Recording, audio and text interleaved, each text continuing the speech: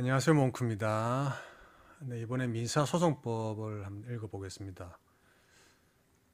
전체 한 500조 정도 되는 것 같은데 제1편 총칙이 247조까지더라고요. 그래서 총칙까지 읽는 걸 또 1화로 하고 네, 나머지를 2화 이렇게 나눠서 올려야 되지 않을까 싶습니다. 뭐 아직 내용을 살펴보진 않았는데 네, 뭐 조문 나오는 거 찾지 않았다는 말입니다. 예, 그냥 가볍게 예, 그냥 읽는 걸로 하겠습니다. 민사소송법 제1편 총칙 제1조 민사소송의 이상과 신의성실의 원칙 1. 법원은 소송 절차가 공정하고 신속하며 경제적으로 진행되도록 노력해야 한다. 2. 당사자와 소송 관계인은 신의에 따라 성실하게 소송을 수행하여야 한다. 제1장 법원 제1절 관할 제2조 보통재판적 소는 피고의 보통재판적이 있는 곳에 법원이 관할한다. 제3조 사람의 보통재판적 사람의 보통재판적은 그의 주소에 따라 정한다. 다만 대한민국에 주소가 없거나 주소를 알 수 없는 경우에는 거소에 따라 정하고 거소가 일정하지 아니하거나 거소도 알 수 없으며 마지막 주소에 따라 정한다. 제4조 대사, 공사 등의 보통재판적 대사, 공사, 그 밖의 외국의 재판권 행사 대상에서 제외되는 대한민국 국민이 제3조의 규정에 따른 보통재판적이 없는 경우에는 이들의 보통재판적은 대법원이 있는 곳으로 한다. 제5조 법인 등의 보통재판적 1. 법인, 그 밖의 사단 또는 재단의 보통재판적은 이들의 주된 사무소 또는 영업소가 있는 곳에 따라 정하고 사무소와 영업소가 없는 경우에는 주된 업무 담당자의 주소에 따라 정한다. 2. 제1항의 규정을 외국 법인, 그 밖의 사단 또는 재단에 적용하는 경우 보통재판적은 대한민국에 있는 이들의 사무소, 영업소 또는 업무 담당자의 주소에 따라 정한다.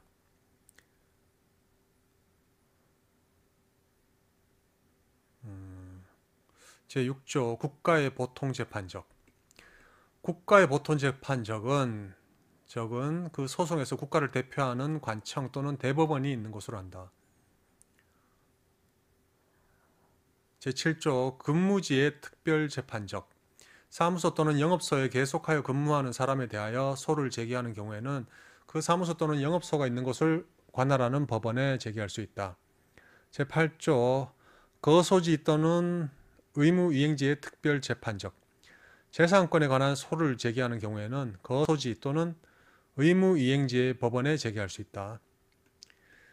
제9조 어음, 수표, 지급지의 특별재판적 수표에 관한 소를 제기하는 경우에는 지급지의 법원에 제기할 수 있다. 제10조 선원, 군인, 군무원에 대한 특별재판적 1. 선원에 대하여 재산권에 관한 소를 제기하는 경우에는 선적이 있는 곳에 법원에 제기할 수 있다. 2.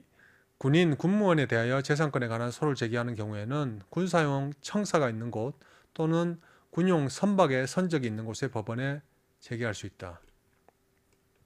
제11조 재산이 있는 곳의 특별재판적 대한민국에 주소가 없는 사람 또는 주소를 알 수 없는 사람에 대하여 재판권에 관한 소를 제기하는 경우에는 청구의 목적 또는 담보의 목적이나 압류할 수 있는 피고의 재산이 있는 곳에 법원에 제기할 수 있다. 제12조 사무소, 영업소가 있는 곳의 특별재판적 사무소 또는 영업소가 있는 사람에 대하여 그 사무소 또는 영업소의 업무와 관련 있는 소를 제기하는 경우에는 그 사무소 또는 영업소가 있는 곳에 법원에 제기할 수 있다. 제13조 선적이 있는 곳의 특별재판적 선박 또는 항해에 관한 일로 선박 소유자, 그 밖의 선박 이용자에 대하여 소를 제기하는 경우에는 선적이 있는 곳에 법원에 제기할 수 있다. 제14조 선박이 있는 곳의 특별재판적 이것도 선박 채권, 그 밖에 선박을 담보로 한 채권에 관한 소를 제기하는 경우에는 선박이 있는 곳에 법원에 제기할 수 있다. 제15조 사원 등에 대한 특별재판적 1. 회사 그 밖의 사단이 사원에 대하여 소를 제기하거나 사원이 다른 사원에 대하여 소를 제기하는 경우에는 그 소가 사원의 자격으로 말미암은 것이면 회사 그 밖의 사단에 보통 재판적이 있는 곳에 법원에 소를 제기할 수 있다. 이 사단 또는 재단이 그 임원에 대하여 소를 제기하거나 회사가 그 발기인 또는 검사인에 대하여 소를 제기하는 경우에는 제1항의 규정을 준용한다. 제16조 사원 등에 대한 특별재판적. 회사 그 밖의 사단의 채권자가 그 사원에 대하여 소를 제기하는 경우에는 그 소가 사원의 자격으로 말미암은 것이면 제15조에 규정된 법원에 제기할 수 있다. 제17조 사원 등에 대한 특별재판적. 회사 그 밖의 사단, 재단, 사원 또는 사단의 채권자가 그 사원 임원, 발기인 또는 검사인이었던 사람에 대하여 소를 제기하는 경우와 사원이었던 사람이 그 사원에 대하여 소를 제기하는 경우에는 제15조 및 제16조의 규정을 준용한다. 제18조 불법 행위지의 특별재판적. 1. 불법 행위에 관한 소를 제기하는 경우에는 행위지의 법원에 제기할 수 있다. 이 선박 또는 항공기의 충돌이나 그 밖의 사고로 말미암은 손해배상에 관한 소를 제기하는 경우에는 사고 선박 또는 항공기가 맨 처음 도착한 곳에 법원에 제기할 수 있다. 제19조 해난 구조에 관한 특별재판적. 해난 구조에 관한 소를 제기하는 경우에는 구제된 곳 또는 구제된 선박이 맨 처음 도착한 곳에 법원에 제기할 수 있다. 제20조 부동산이 있는 곳에 특별재판적. 부동산에 관한 소를 제기하는 경우에는 부동산이 있는 곳에 법원에 제기할 수 있다. 제21조 등기, 등록에 관한 특별재판적. 등기, 등록에 관한 소를 제기하는 경우에는 등기 또는 등록할 공공기관이 있는 곳에 법원에 제기할 수 있다. 제22조 상속, 유증 등의 특별재판적. 상속에 관한 소 또는 유증, 그 밖에 사망으로 효력이 생기는 행위에 관한 소를 제기하는 경우에는 상속이 시작된 당시 피상속인의 보통 재판적이 있는 곳에 법원에 제기할 수 있다. 제23조 상속, 유증 등의 특별재판적. 상속 채권, 그 밖의 상속 재산에 대한 부담에 관한 것으로 제22조의 규정에 해당되지 아니하는 소를 제기하는 경우에는 상속 재산의 전부 또는 일부가 제22조의 법원 관할 구역 안에 있으면 그 법원에 제기할 수 있다. 제24조 지식재산권 등에 관한 특별재판적. 1. 특허권, 실용신앙권, 디자인권, 상표권, 품종보호권, 이하 특허권 등이라 한다. 특허권 등을 제외한 지식재산권과 국제거래에 관한 소를 제기하는 경우에는 제2조 내지 제23조의 규정에 따른 관할 법원 소재지를 관할하는 고등법원이 있는 곳에 지방법원에 제기할 수 있다. 다만 서울 고등법원이 있는 곳의 지방법원은 서울중앙지방법원으로 한정한다. 이 특허권 등의 지식재산권에 관한 소를 제기하는 경우에는 제2조부터 제23조까지의 규정에 따른 관할 법원 소재지를 관할하는 고등법원이 있는 곳의 지방법원에 전속 관할로 한다. 다만 서울고등법원이 있는 곳의 지방법원은 서울중앙지방법원으로 한정한다. 3. 제2항에도 불구하고 당사자는 서울중앙지방법원에 특허권 등의 지식재산권에 관한 소를 제기할 수 있다. 제25조 관련 재판적. 1. 하나의 소로 여러 개의 청구를 하는 경우에는 제2조 내지 제24조의 규정에 따라 그 여러 개 가운데 하나의 청구에 대한 관할권이 있는 법원에 소를 제기할 수 있다. 이 소송 목적이 되는 권리나 의무가 여러 사람에게 공통되거나 사실상 또는 법률상 같은 원인으로 말미암아 그 여러 사람이 공동소송인으로서 당사자가 되는 경우에는 제1항의 규정을 준용한다. 제26조 소송 목적의 값의 산정. 1. 법원 조직법에서 소송 목적의 값에 따라 관할을 정하는 경우 그 값은 소로 주장하는 이익을 기준으로 계산하여 정한다.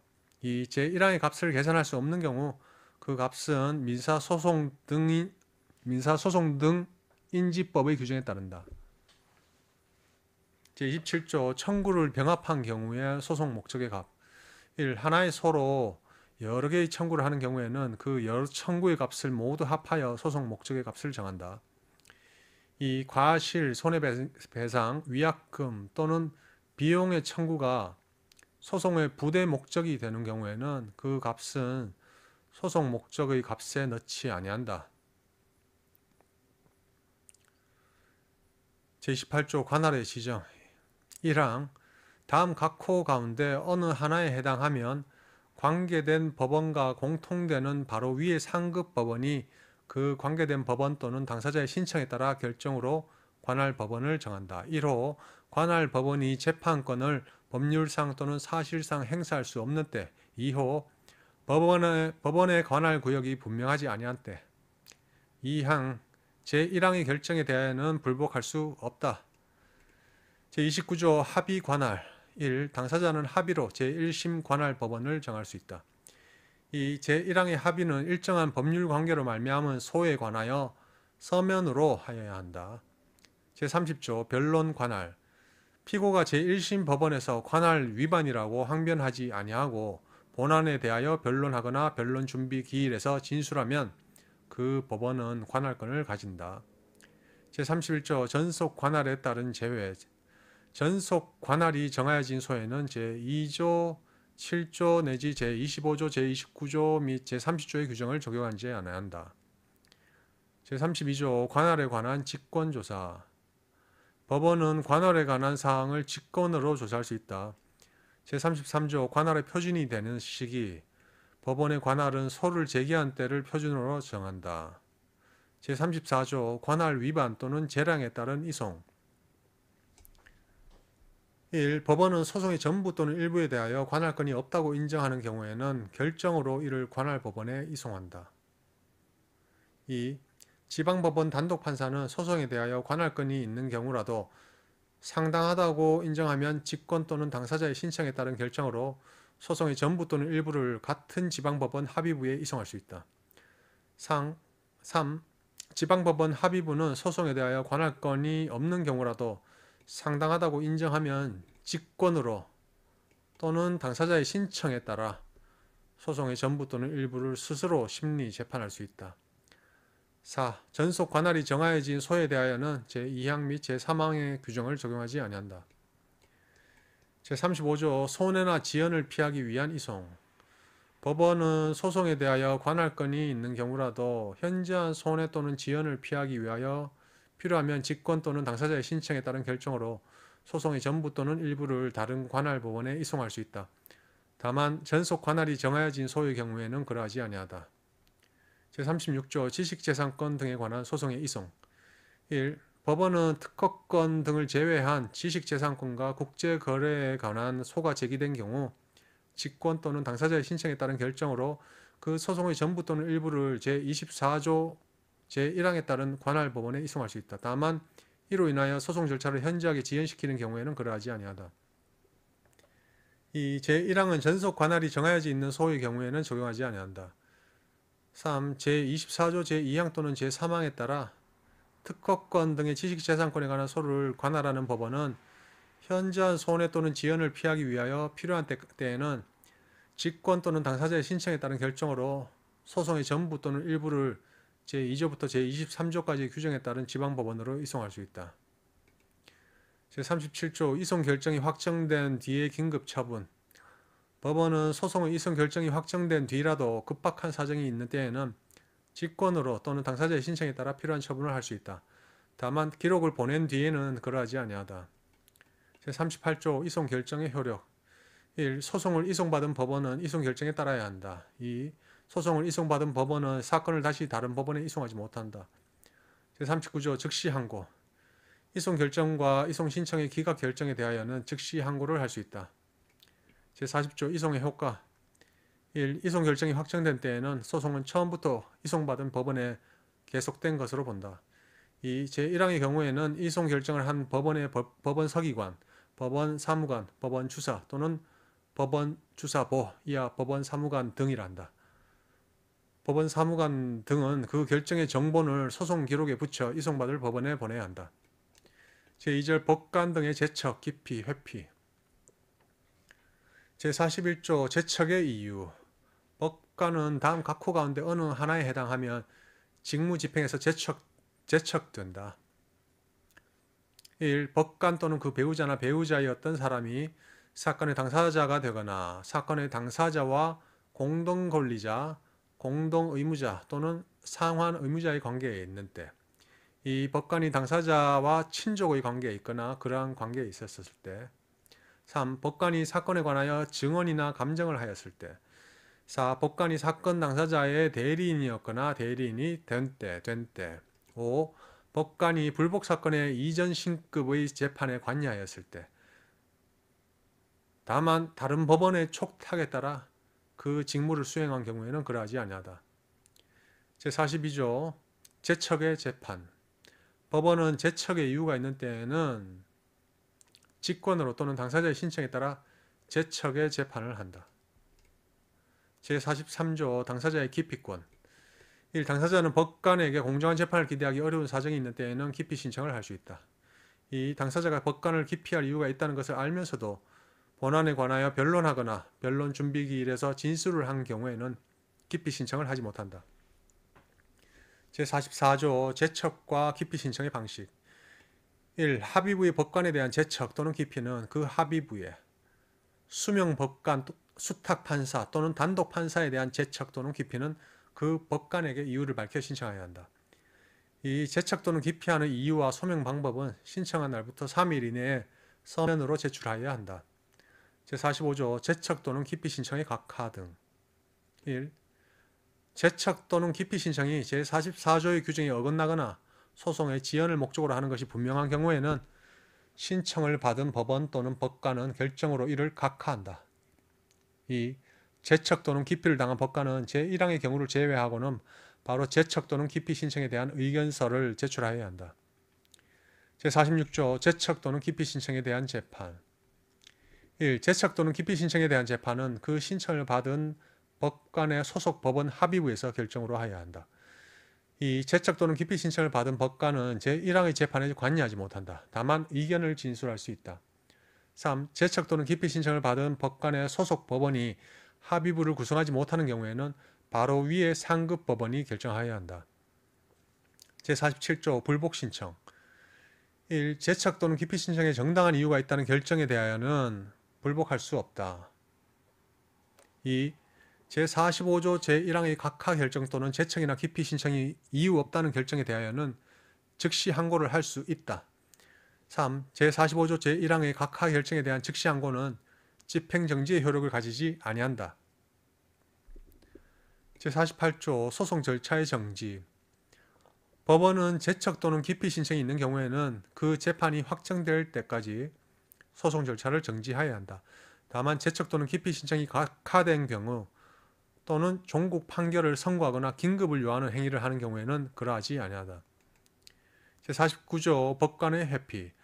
법관은 제41조 또는 제43조의 사유가 있는 경우에는 감독권이 있는 법원의 허가를 받아 회피할 수 있다.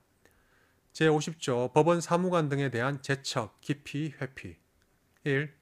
법원 사무관 등에 대하여는 2절의 규정을 준용한다. 2. 제1항의 법원 사무관 등에 대한 제척 또는 기피의 재판은 그가 속한 법원이 결정으로 하여야 한다. 제2장 당사자. 제1절 당사자 능력과 소송 능력. 제51조 당사자 능력, 소송 능력 등에 대한 원칙. 당사자 능력, 소송 능력, 소송 무능력자의 법정 대리와 소송 행위에 필요한 권한의 수여는 이 법에 특별한 규정이 없으면 민법, 그 밖의 법률에 따른다. 제52조 법인이 아닌 사단 등의 당사자 능력. 법인이 아닌 사단이나 재단은 대표자 또는 관리인이 있는 경우에는 그 사단이나 재단의 이름으로 당사자가 될 수 있다. 제53조 선정 당사자. 1. 공동의 이해관계를 가진 여러 사람이 제52조의 규정에 해당되지 아니하는 경우에는 이들은 그 가운데에서 모두를 위하여 당사자가 될 한 사람 또는 여러 사람을 선정하거나 이를 바꿀 수 있다. 이 소송이 법원에 계속된 뒤 제1항의 규정에 따라 당사자를 바꾼 때에는 그 전에 당사자는 당연히 소송에서 탈퇴한 것으로 본다. 제54조 선정 당사자 일부의 자격 상실.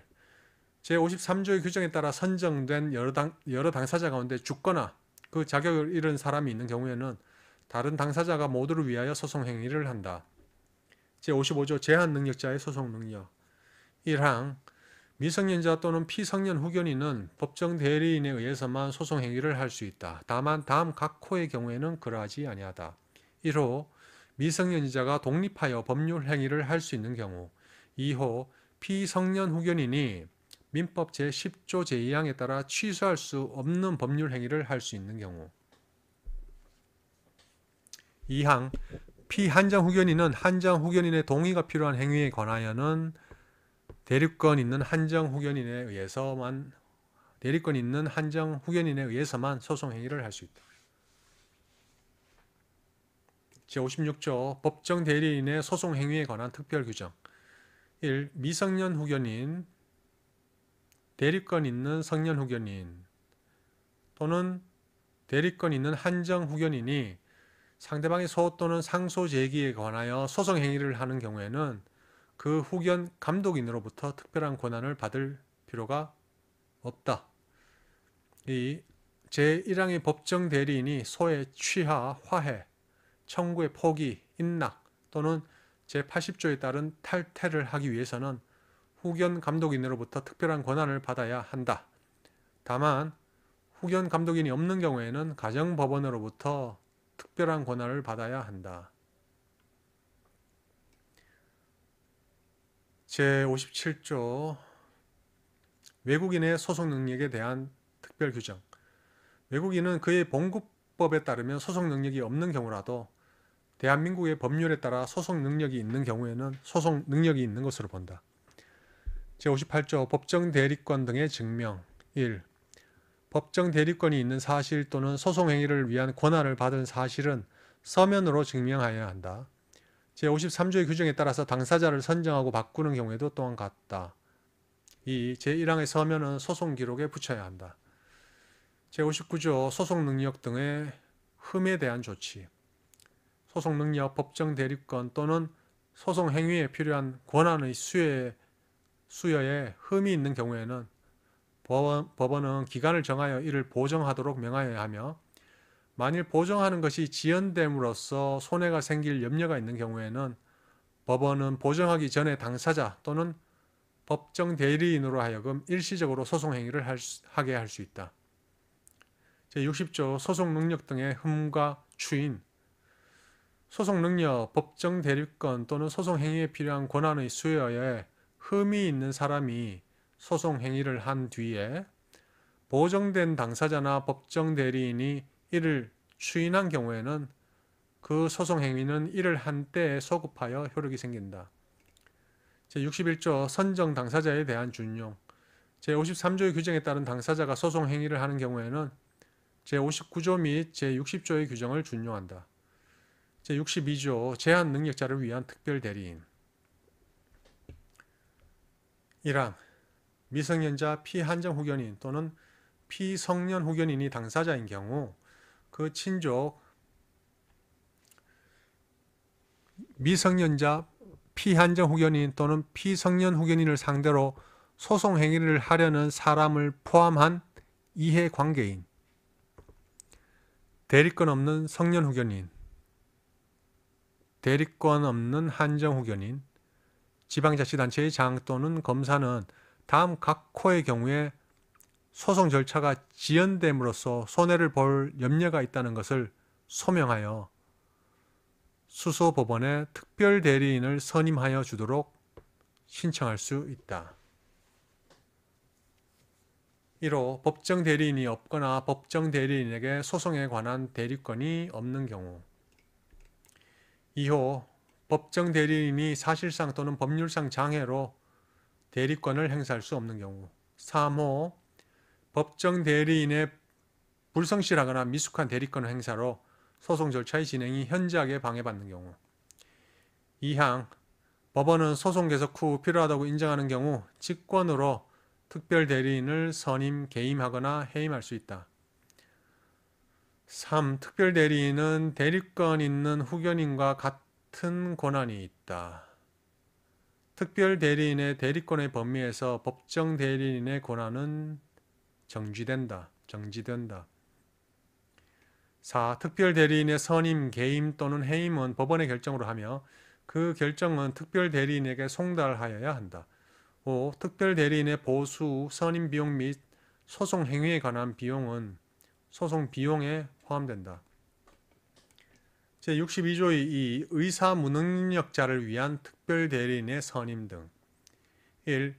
의사 능력이 없는 사람을 상대로 소송 행위를 하려고 하거나 의사 능력이 없는 사람이 소송 행위를 하는데 필요한 경우 특별대리인의 선임 등에 관하여는 제62조를 준용한다. 다만 특정 후견인 또는 임의 후견인도 특별대리인의 선임을 신청할 수 있다. 2. 제1항의 특별대리인이 소의 취하, 화해, 청구의 포기, 인락 또는 제80조에 따른 탈퇴를 하는 경우 법원은 그 행위가 본인의 이익을 명백히 침해한다고 인정할 때에는 그 행위가 있는 날부터 14일 이내의 결정으로 이를 허가하지 아니할 수 있다. 이 결정에 대해서는 불복할 수 없다. 제63조 법정 대리권의 소멸 통지. 1.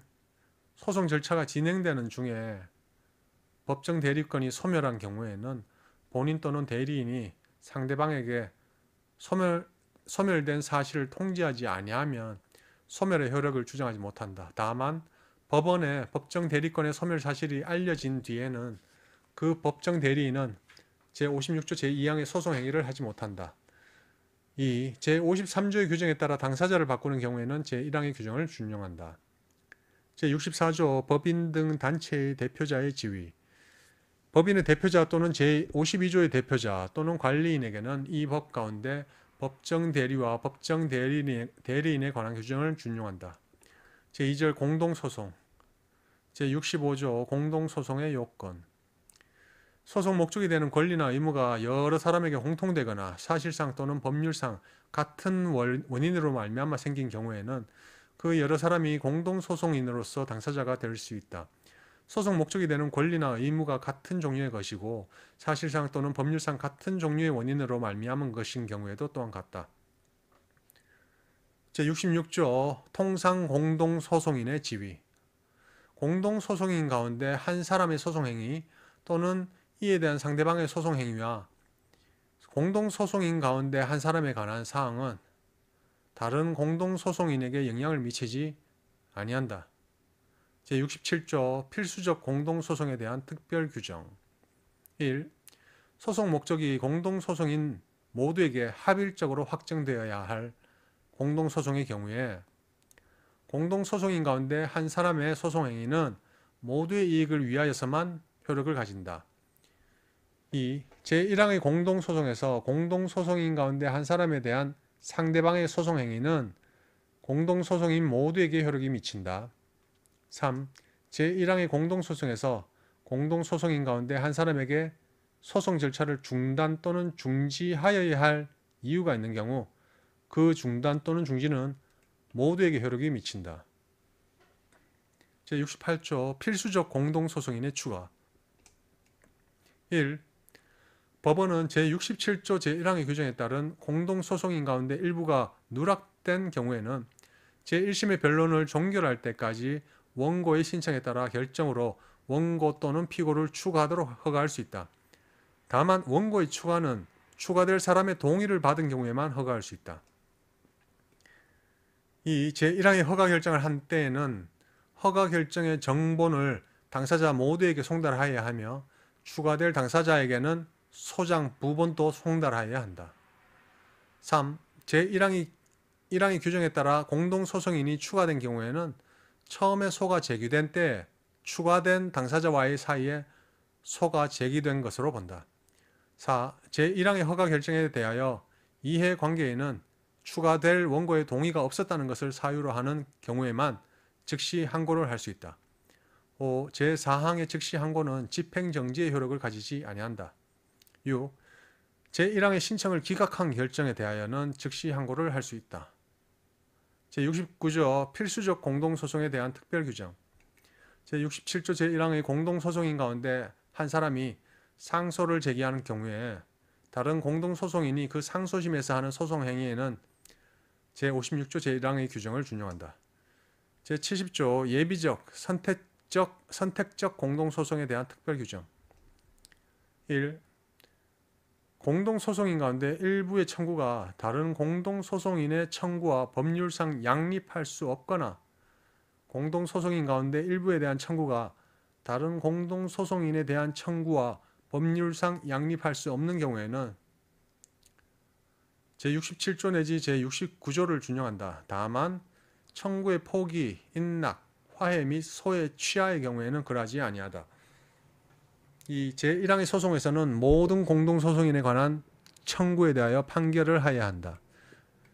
제3절 소송 참가, 제71조 보조 참가. 소송 결과에 이해관계가 있는 제3자는 한쪽 당사자를 돕기 위하여 법원에 계속 중인 소송에 참가할 수 있다. 다만 소송 절차를 현저하게 지연시키는 경우에는 그러하지 아니하다. 제72조 참가 신청의 방식. 1. 참가 신청은 참가의 취지와 이유를 밝혀 참가하고자 하는 소송이 계속된 법원에 제기하여야 한다. 이 서면으로 참가를 신청한 경우에는 법원은 그 서면을 양쪽 당사자에게 송달하여야 한다. 3. 참가 신청은 참가인으로서 할 수 있는 소송 행위와 동시에 할 수 있다. 제73조 참가 허가 여부에 대한 재판. 1.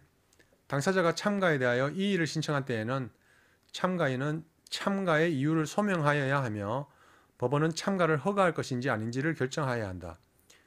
이 법원은 직권으로 참가인에게 참가의 이유를 소명하도록 명할 수 있으며 참가 이유가 있다고 인정되지 아니하는 때에는 참가를 허가하지 아니하는 결정을 하여야 한다.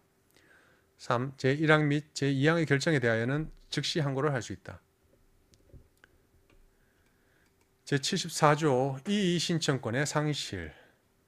당사자가 참가에 대하여 이의를 신청하지 아니한 채 변론하거나 변론 준비기일에서 진술을 한 경우에는 이의를 신청할 권리를 잃는다. 제75조 참가인의 소송 관여. 1.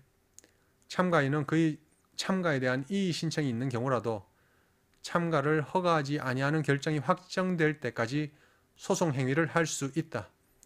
2. 당사자가 참가인의 소송 행위를 원용한 경우에는 참가를 허가하지 아니하는 결정이 확정되어도 그 소송 행위는 효력을 가진다. 제76조 참가인의 소송 행위. 1. 참가인은 소송에 관하여 공격, 방어, 이의, 상소, 그 밖의 모든 소송 행위를 할 수 있다. 다만 참가할 때의 소송의 진행 정도에 따라 할 수 없는 소송 행위는 그러하지 아니하다. 2. 참가인의 소송 행위가 피참가인의 소송 행위에 어긋나는 경우에는 그 참가인의 소송 행위는 효력을 가지지 아니한다. 제77조 참가인에 대한 재판의 효력. 재판은 다음 각 호 가운데 어느 하나에 해당하지 아니하면 참가인에게도 그 효력이 미친다. 1. 제76조의 규정에 따라 참가인이 소송 행위를 할 수 없거나 그 소송 행위가 효력을 가지지 아니하는 때. 2. 피참가인이 참가인의 소송 행위를 방해한 때. 3. 피참가인이 참가인이 할 수 없는 소송 행위를 고의나 과실로 하지 아니한 때. 제78조 공동소송적 보조 참가. 재판의 효력이 참가인에게도 미치는 경우에는 그 참가인과 피참가인에 대하여 제67조 및 제69조를 준용한다.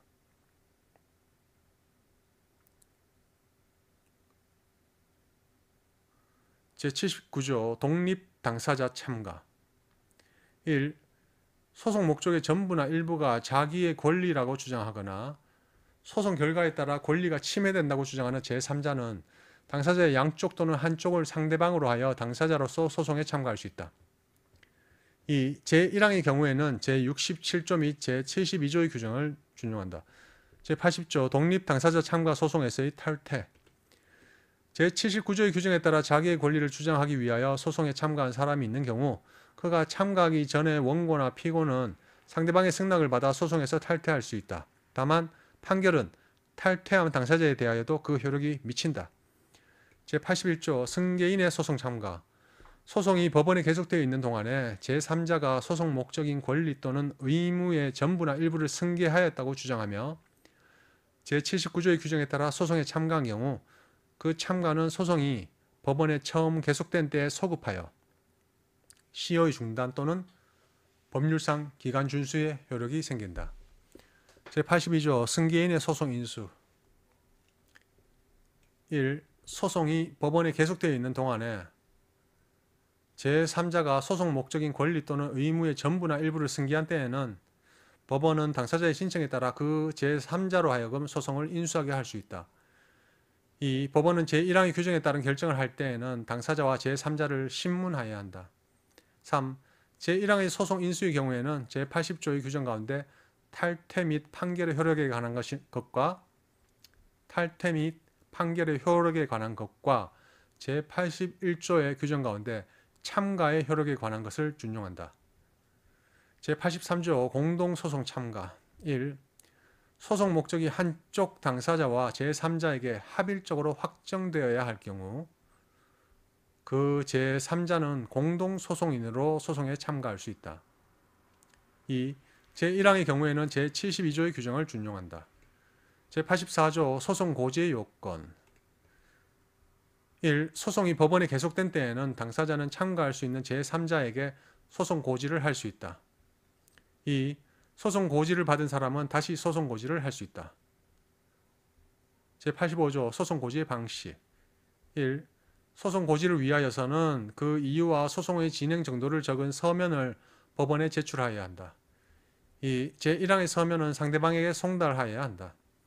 제86조 소송 고지의 효과 소송 고지를 받은 사람이 참가하지 아니한 경우라도 제77조의 규정을 적용할 때에는 참가할 수 있었을 때 참가한 것으로 본다.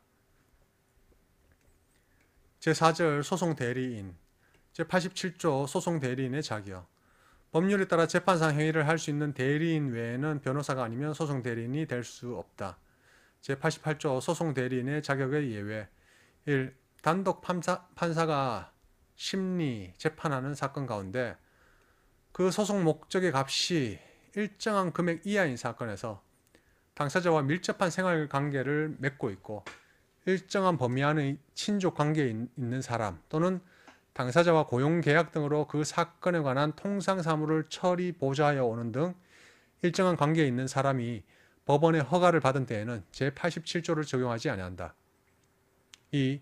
제1항의 규정에 따라 법원의 허가를 받을 수 있는 사건의 범위, 대리인의 자격 등에 관한 구체적인 사항은 대법원 규칙으로 정한다. 3. 법원은 언제든지 제1항의 허가를 취소할 수 있다. 제89조 소송 대리권의 증명 1. 소송 대리인의 권한은 서면으로 증명하여야 한다. 2. 제1항의 서면이 사문서인 경우에는 법원은 공증인, 그 밖에 공증 업무를 보는 사람, 이하 공증사무소라 한다. 공증사무소의 인증을 받도록 소송 대리인에게 명할 수 있다. 3. 당사자가 말로 소송 대리인을 선임하고 법원 사무관 등이 조서에 그 진술을 적어 놓은 경우에는 제1항 및 제2항의 규정을 적용하지 아니한다. 제90조 소송 대리권의 범위 1. 소송 대리인은 위임을 받은 사건에 대하여 반소, 참가, 강제집행, 가압류, 가처분에 관한 소송행위 등 일체의 소송행위와 변제의 영수를 할 수 있다. 2항 소송 대리인은 다음 각 호의 사항에 대하여는 특별한 권한을 따로 받아야 한다. 1호 반소의 제기 2호 소의 취하, 화해, 청구의 포기, 인락 또는 제80조의 규정에 따른 탈퇴 3호 상소의 제기 또는 취하 4호 대리인의 선임 제91조 소송 대리권의 제한 소송 대리권은 제한하지 못한다. 다만 변호사가 아닌 소송 대리인에 대하여는 그러하지 아니하다. 제92조 법률에 의한 소송 대리인의 권한 법률에 의하여 재판상 행위를 할 수 있는 대리인의 권한에는 제90조와 제91조의 규정을 적용하지 아니한다. 제93조 개별 대리의 원칙 1. 여러 소송 대리인이 있는 때에는 각자가 당사자를 대리한다. 2. 당사자가 제1항의 규정에 어긋나는 약정을 한 경우 그 약정은 효력을 가지지 못한다. 제94조 당사자의 경정권 소송 대리인의 사실상 진술은 당사자가 이를 곧 취소하거나 경정한 때에는 그 효력을 잃는다. 제95조 소송 대리권이 소멸되지 아니하는 경우 다음 각호 가운데 어느 하나에 해당하더라도 소송 대리권은 소멸되지 아니한다. 1호 당사자의 사망 또는 소송 능력의 상실 2호 당사자인 법인의 합병에 의한 소멸 3호 당사자인 수탁자의 신탁 임무의 종료 4호 법정 대리인의 사망, 소송 능력의 상실 또는 대리권의 소멸, 변경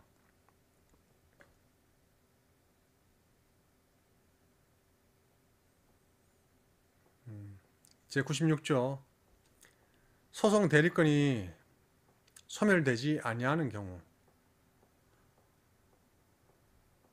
1. 일정한 자격에 의하여 자기의 이름으로 남을 위하여 소송 당사자가 된 사람에게 소송 대리인이 있는 경우에 그 소송 대리인의 대리권은 당사자가 자격을 잃더라도 소멸되지 아니한다. 이 제53조의 규정에 따라 선정된 당사자가 그 자격을 잃는 경우에는 제1항의 규정을 준용한다. 제97조 법정 대리인에 관한 규정의 준용 소송 대리인에게는 제58조 제2항, 제59조, 제60조 및 제63조의 규정을 준용한다. 제3장 소송 비용 제1절 소송 비용의 부담 제98조 소송 비용 부담의 원칙 소송 비용은 패소한 당사자가 부담한다. 제99조 원칙에 대한 예외 법원은 사정에 따라 승소한 당사자로 하여금 그 권리를 늘리거나 지키는 데 필요하지 아니한 행위로 말미암은 소송 비용 또는 상대방의 권리를 늘리거나 지키는 데 필요한 행위로 말미암은 소송 비용의 전부나 일부를 부담하게 할 수 있다. 제100조 원칙에 대한 예외 당사자가 적당한 시기에 공격이나 방어의 방법을 제출하지 아니하였거나 기일이나 기간의 준수를 게을리하였거나 그 밖에 당사자가 책임져야 할 사유로 소송이 지연된 때에는 법원은 지연됨으로 말미암은 소송 비용의 전부나 일부를 승소한 당사자에게 부담하게 할 수 있다. 제101조 일부 패소의 경우 일부 패소의 경우에 당사자들이 부담할 소송 비용은 법원이 정한다. 다만 사정에 따라 한쪽 당사자에게 소송 비용의 전부를 부담하게 할 수 있다. 제102조 공동소송의 경우 1. 공동소송인은 소송 비용을 균등하게 부담한다. 다만 법원은 사정에 따라 공동소송인에게 소송 비용을 연대하여 부담하게 하거나 다른 방법으로 부담하게 할 수 있다. 이 제1항의 규정에 불구하고 법원은 권리를 늘리거나 지키는 데 필요하지 아니한 행위로 생긴 소송 비용은 그 행위를 한 당사자에게 부담하게 할 수 있다. 제103조 참가 소송의 경우 참가 소송 비용에 대한 참가인과 상대방 사이의 부담과 참가 이의 신청의 소송 비용에 대한 참가인과 이의 신청 당사자 사이의 부담에 대하여는 제98조 내지 제102조의 규정을 준용한다. 제104조 각 신급의 소송 비용의 재판 법원은 사건을 완결하는 재판에서 직권으로 그 신급의 소송 비용 전부에 대하여 재판하여야 한다. 다만 사정에 따라 사건의 일부나 중간의 다툼에 관한 재판에서 그 비용에 대한 재판을 할 수 있다. 제105조 소송의 총 비용에 대한 재판 상급 법원이 본안의 재판을 바꾸는 경우 또는 사건을 환송받거나 이송받은 법원이 그 사건을 완결하는 재판을 하는 경우에는 소송의 총 비용에 대하여 재판하여야 한다. 제106조 화해한 경우의 비용 부담 당사자가 법원에서 화해한 경우 제231조의 경우를 포함 화해한 경우 화해 비용과 소송 비용의 부담에 대하여 특별히 정한 바가 없으면 그 비용은 당사자들이 각자 부담한다. 제107조 제3자의 비용 상환 1. 법정 대리인, 소송 대리인, 법원 사무관 등이나 집행관이 고의 또는 중대한 과실로 쓸데없는 비용을 지급하게 한 경우에는 수소법원은 직권으로 또는 당사자의 신청에 따라 그에게 비용을 갚도록 명할 수 있다. 2. 법정 대리인 또는 소송 대리인으로서 소송 행위를 한 사람이 그 대리권 또는 소송 행위에 필요한 권한을 받았음을 증명하지 못하거나 추인을 받지 못한 경우에 그 소송 행위로 말미암아 발생한 소송 비용에 대하여는 제1항의 규정을 준용한다. 3. 제1항 및 제2항의 결정에 대하여는 즉시 항고를 할 수 있다. 제108조 무권 대리인의 비용 부담. 제107조 제2항의 경우에 소가 각하된 경우에는 소송 비용은 그 소송 행위를 한 대리인이 부담한다. 제109조 변호사의 보수와 소송 비용. 1. 소송을 대리한 변호사에게 당사자가 지급하였거나 지급할 보수는 대법원 규칙이 정하는 금액의 범위 안에서 소송 비용으로 인정한다. 2. 제1항의 소송 비용을 계산할 때에는 여러 변호사가 소송을 대리하였더라도 한 변호사가 대리한 것으로 본다. 제110조 소송 비용액의 확정 결정. 1. 소송 비용의 부담을 정하는 재판에서 그 액수가 정하여지지 아니한 경우에 제1심 법원은 그 재판이 확정되거나 소송 비용 부담의 재판이 집행력을 갖게 된 후에 당사자의 신청을 받아 결정으로 그 소송 비용액을 확정한다. 2. 제1항의 확정 결정을 신청할 때에는 비용 계산서, 그 등본과 비용액을 소명하는 데 필요한 서면을 제출하여야 한다. 3. 제1항의 결정에 대하여는 즉시 항고를 할 수 있다. 제111조 상대방에 대한 최고. 1. 법원은 소송 비용액을 결정하기 전에 상대방에게 비용 계산서의 등본을 교부하고 이에 대한 진술을 할 것과 일정한 기간 이내에 비용 계산서와 비용액을 소명하는 데 필요한 서면을 제출할 것을 최고하여야 한다. 2. 상대방이 제1항의 서면을 기간 이내에 제출하지 아니한 때에는 법원은 신청인의 비용에 대하여서만 결정할 수 있다. 다만 상대방도 제110조 제1항의 확정 결정을 신청할 수 있다. 제112조 부담 비용의 상계. 법원이 소송 비용을 결정하는 경우에 당사자들이 부담할 비용은 대등한 금액에서 상계된 것으로 본다. 다만 제111조 제2항의 경우에는 그러하지 아니하다. 제113조 화해한 경우의 비용액 확정. 1. 제106조의 경우에 당사자가 소송 비용 부담의 원칙만을 정하고 그 액수를 정하지 아니한 때에는 법원은 당사자의 신청에 따라 결정으로 그 액수를 정하여야 한다. 2. 제1항의 경우에는 제110조 제2항, 제3항, 제111조 및 제112조의 규정을 준용한다. 제114조 소송이 재판에 의하지 아니하고 끝난 경우. 1. 제113조의 경우 외에 소송이 재판에 의하지 아니하고 끝나거나 참가 또는 이에 대한 이의 신청이 취하된 경우에는 법원은 당사자의 신청에 따라 결정으로 소송 비용의 액수를 정하고 이를 부담하도록 명하여야 한다.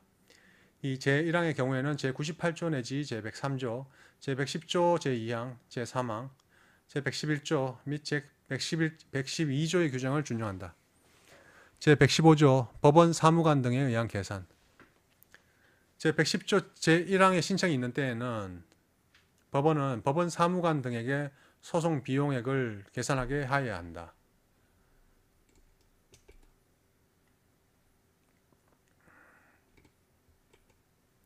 제116조 비용의 예납. 1. 비용을 필요로 하는 소송 행위에 대하여 법원은 당사자에게 그 비용을 미리 내게 할 수 있다. 이 비용을 미리 내지 아니하는 때에는 법원은 그 소송 행위를 하지 아니할 수 있다. 제2절 소송 비용의 담보. 제117조 담보 제공 의무. 1. 원고가 대한민국의 주소, 사무소와 영업소를 두지 아니한 때 또는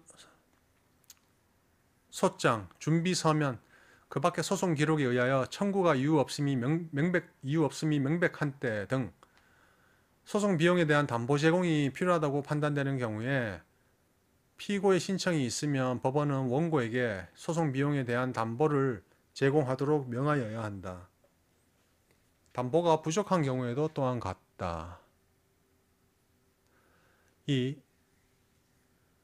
제1항의 경우에 법원은 직권으로 원고에게 소송 비용에 대한 담보를 제공하도록 명할 수 있다.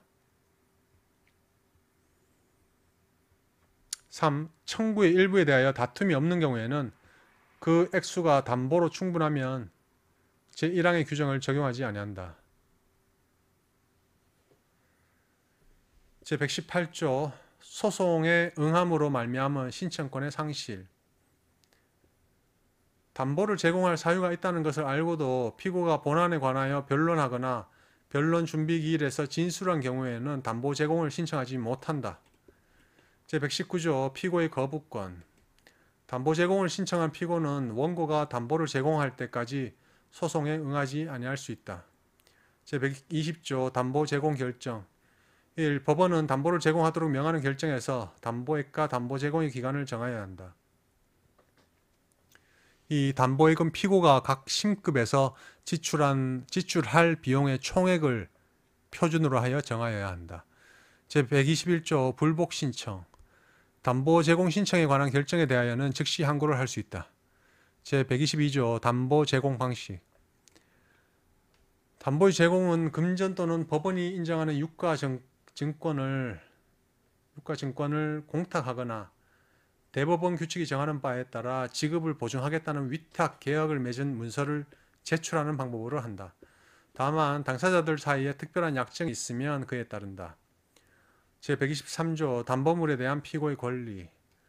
피고는 소송 비용에 관하여 제122조의 규정에 따른 담보물에 대하여 질권자와 동일한 권리를 가진다. 제124조 담보를 제공하지 아니한 효과. 담보를 제공하여야 할 기간 이내에 원고가 이를 제공하지 아니하는 때에는 법원은 변론 없이 판결로 소를 각하할 수 있다. 다만 판결하기 전에 담보를 제공한 때에는 그러하지 아니하다. 제125조 담보의 취소. 1. 담보 제공자가 담보하여야 할 사유가 소멸되었음을 증명하면서 취소 신청을 하면 법원은 담보 취소 결정을 하여야 한다. 2. 담보 제공자가 담보 취소에 대한 담보 권리자의 동의를 받았음을 증명한 때에도 제1항과 같다. 3. 소송이 완결된 뒤 담보 제공자가 신청하면 법원은 담보 권리자에게 일정한 기간 이내에 그 권리를 행사하도록 최고하고 담보 권리자가 그 행사를 하지 아니하는 때에는 담보 취소에 대하여 동의한 것으로 본다. 4. 제1항과 제2항의 규정에 따른 결정에 대하여는 즉시 항고를 할 수 있다. 제126조 담보물 변경. 법원은 담보 제공자의 신청에 따라 결정으로 공탁한 담보물을 바꾸도록 명할 수 있다. 다만 당사자가 계약에 의하여 공탁한 담보물을 다른 담보로 바꾸겠다고 신청한 때에는 그에 따른다. 제127조 준용 규정. 다른 법률에 따른 소재기에 관하여 제공되는 담보에는 제119조, 제120조 제1항, 제121조 내지 126조의 규정을 준용한다. 제3절 소송 구조. 제128조 구조의 요건. 1. 법원은 소송 비용을 지출할 자금 능력이 부족한 사람의 신청에 따라 또는 직권으로 소송 구조를 할 수 있다. 다만 패소할 것이 분명한 경우에는 그러하지 아니하다. 2. 제1항 단서에 해당하는 경우 같은 항 본문에 따른 소송 구조 신청에 필요한 소송 비용과 제133조에 따른 불복 신청에 필요한 소송 비용에 대하여도 소송 구조를 하지 아니한다. 3. 제1항의 신청인은 구조의 사유를 소명하여야 한다. 4. 소송 구조에 대한 재판은 소송 기록을 보관하고 있는 법원이 한다. 5. 제1항에서 정한 소송 구조 요건의 구체적인 내용과 소송 구조 절차에 관하여 상세한 사항은 대법원 규칙으로 정한다. 제129조 구조의 객관적 범위. 1항 소송과 강제 집행에 대한 소송 구조의 범위는 다음 각호와 같다. 다만 법원은 상당한 이유가 있는 때에는 다음 각호 가운데 일부에 대한 소송 구조를 할 수 있다. 1호 재판 비용의 납입 유예. 2호 변호사 및 집행관의 보수와 채당금의 지급 유예. 3호 소송 비용의 담보 면제. 4호 대법원 규칙이 정하는 그 밖의 비용의 유예나 면제. 2항 제1항 제2호의 경우에는 변호사나 집행관이 보수를 받지 못하면 국고에서 상당한 금액을 지급한다. 제130조 구조 효력의 주관적 범위. 1. 소송 구조는 이를 받은 사람에게만 효력이 미친다. 2. 법원은 소송 승계인에게 미루어둔 비용의 납입을 명할 수 있다. 제131조 구조의 취소. 소송 구조를 받은 사람이 소송 비용을 납입할 자금 능력이 있다는 것이 판명되거나 자금 능력이 있게 된 때에는 소송 기록을 보관하고 있는 법원은 직권으로 또는 이해관계인의 신청에 따라 언제든지 구조를 취소하고 납입을 미루어둔 소송 비용을 지급하도록 명할 수 있다. 제132조 납입 유예 비용의 추심. 1. 소송 구조를 받은 사람에게 납입을 미루어둔 비용은 그 부담의 재판을 받은 상대방으로부터 직접 지급받을 수 있다. 2. 제1항의 경우에 변호사 또는 집행관은 소송 구조를 받은 사람의 집행권한으로 보수와 채당금에 관한 비용액의 확정 결정 신청과 강제 집행을 할 수 있다. 3. 변호사 또는 집행관은 보수와 채당금에 대하여 당사자를 대위하여 제113조 또는 제114조의 결정 신청을 할 수 있다. 제133조 불복 신청. 이 절에 규정한 재판에 대하여는 즉시 항고를 할 수 있다. 다만 상대방은 제129조 제1항 제3호의 소송 구조 결정을 제외하고는 불복할 수 없다. 제4장 소송 절차 제1절 변론. 제134조 변론의 필요성. 1. 당사자는 소송에 대하여 법원에서 변론하여야 한다. 다만 결정으로 완결할 사건에 대하여는 법원이 변론을 열 것인지 아닌지를 정한다. 2. 제1항 단서의 규정에 따라 변론을 열지 아니할 경우에 법원은 당사자와 이해관계인 그 밖의 참고인을 신문할 수 있다. 3. 이 법에 특별한 규정이 있는 경우에는 제1항과 제2항의 규정을 적용하지 아니한다. 제135조 재판장의 지휘권. 1. 변론은 합의부의 재판장 또는 단독 판사를 말하는 재판장이 지휘한다. 이 재판장은 발언을 허가하거나 그의 명령에 따르지 아니하는 사람의 발언을 금지할 수 있다. 제136조 성명권, 구문권 등. 1. 재판장은 소송 관계를 분명하게 하기 위하여 당사자에게 사실상 또는 법률상 사항에 대하여 질문할 수 있고 증명을 하도록 촉구할 수 있다. 2. 합의부원은 재판장에게 알리고 제1항의 행위를 할 수 있다. 3. 당사자는 필요한 경우 재판장에게 상대방에 대하여 설명을 요구하여 줄 것을 요청할 수 있다. 4. 법원은 당사자가 간과하였음이 분명하다고 인정되는 법률상 사항에 관하여 당사자에게 의견을 진술할 기회를 주어야 한다. 제137조 성명준비명령.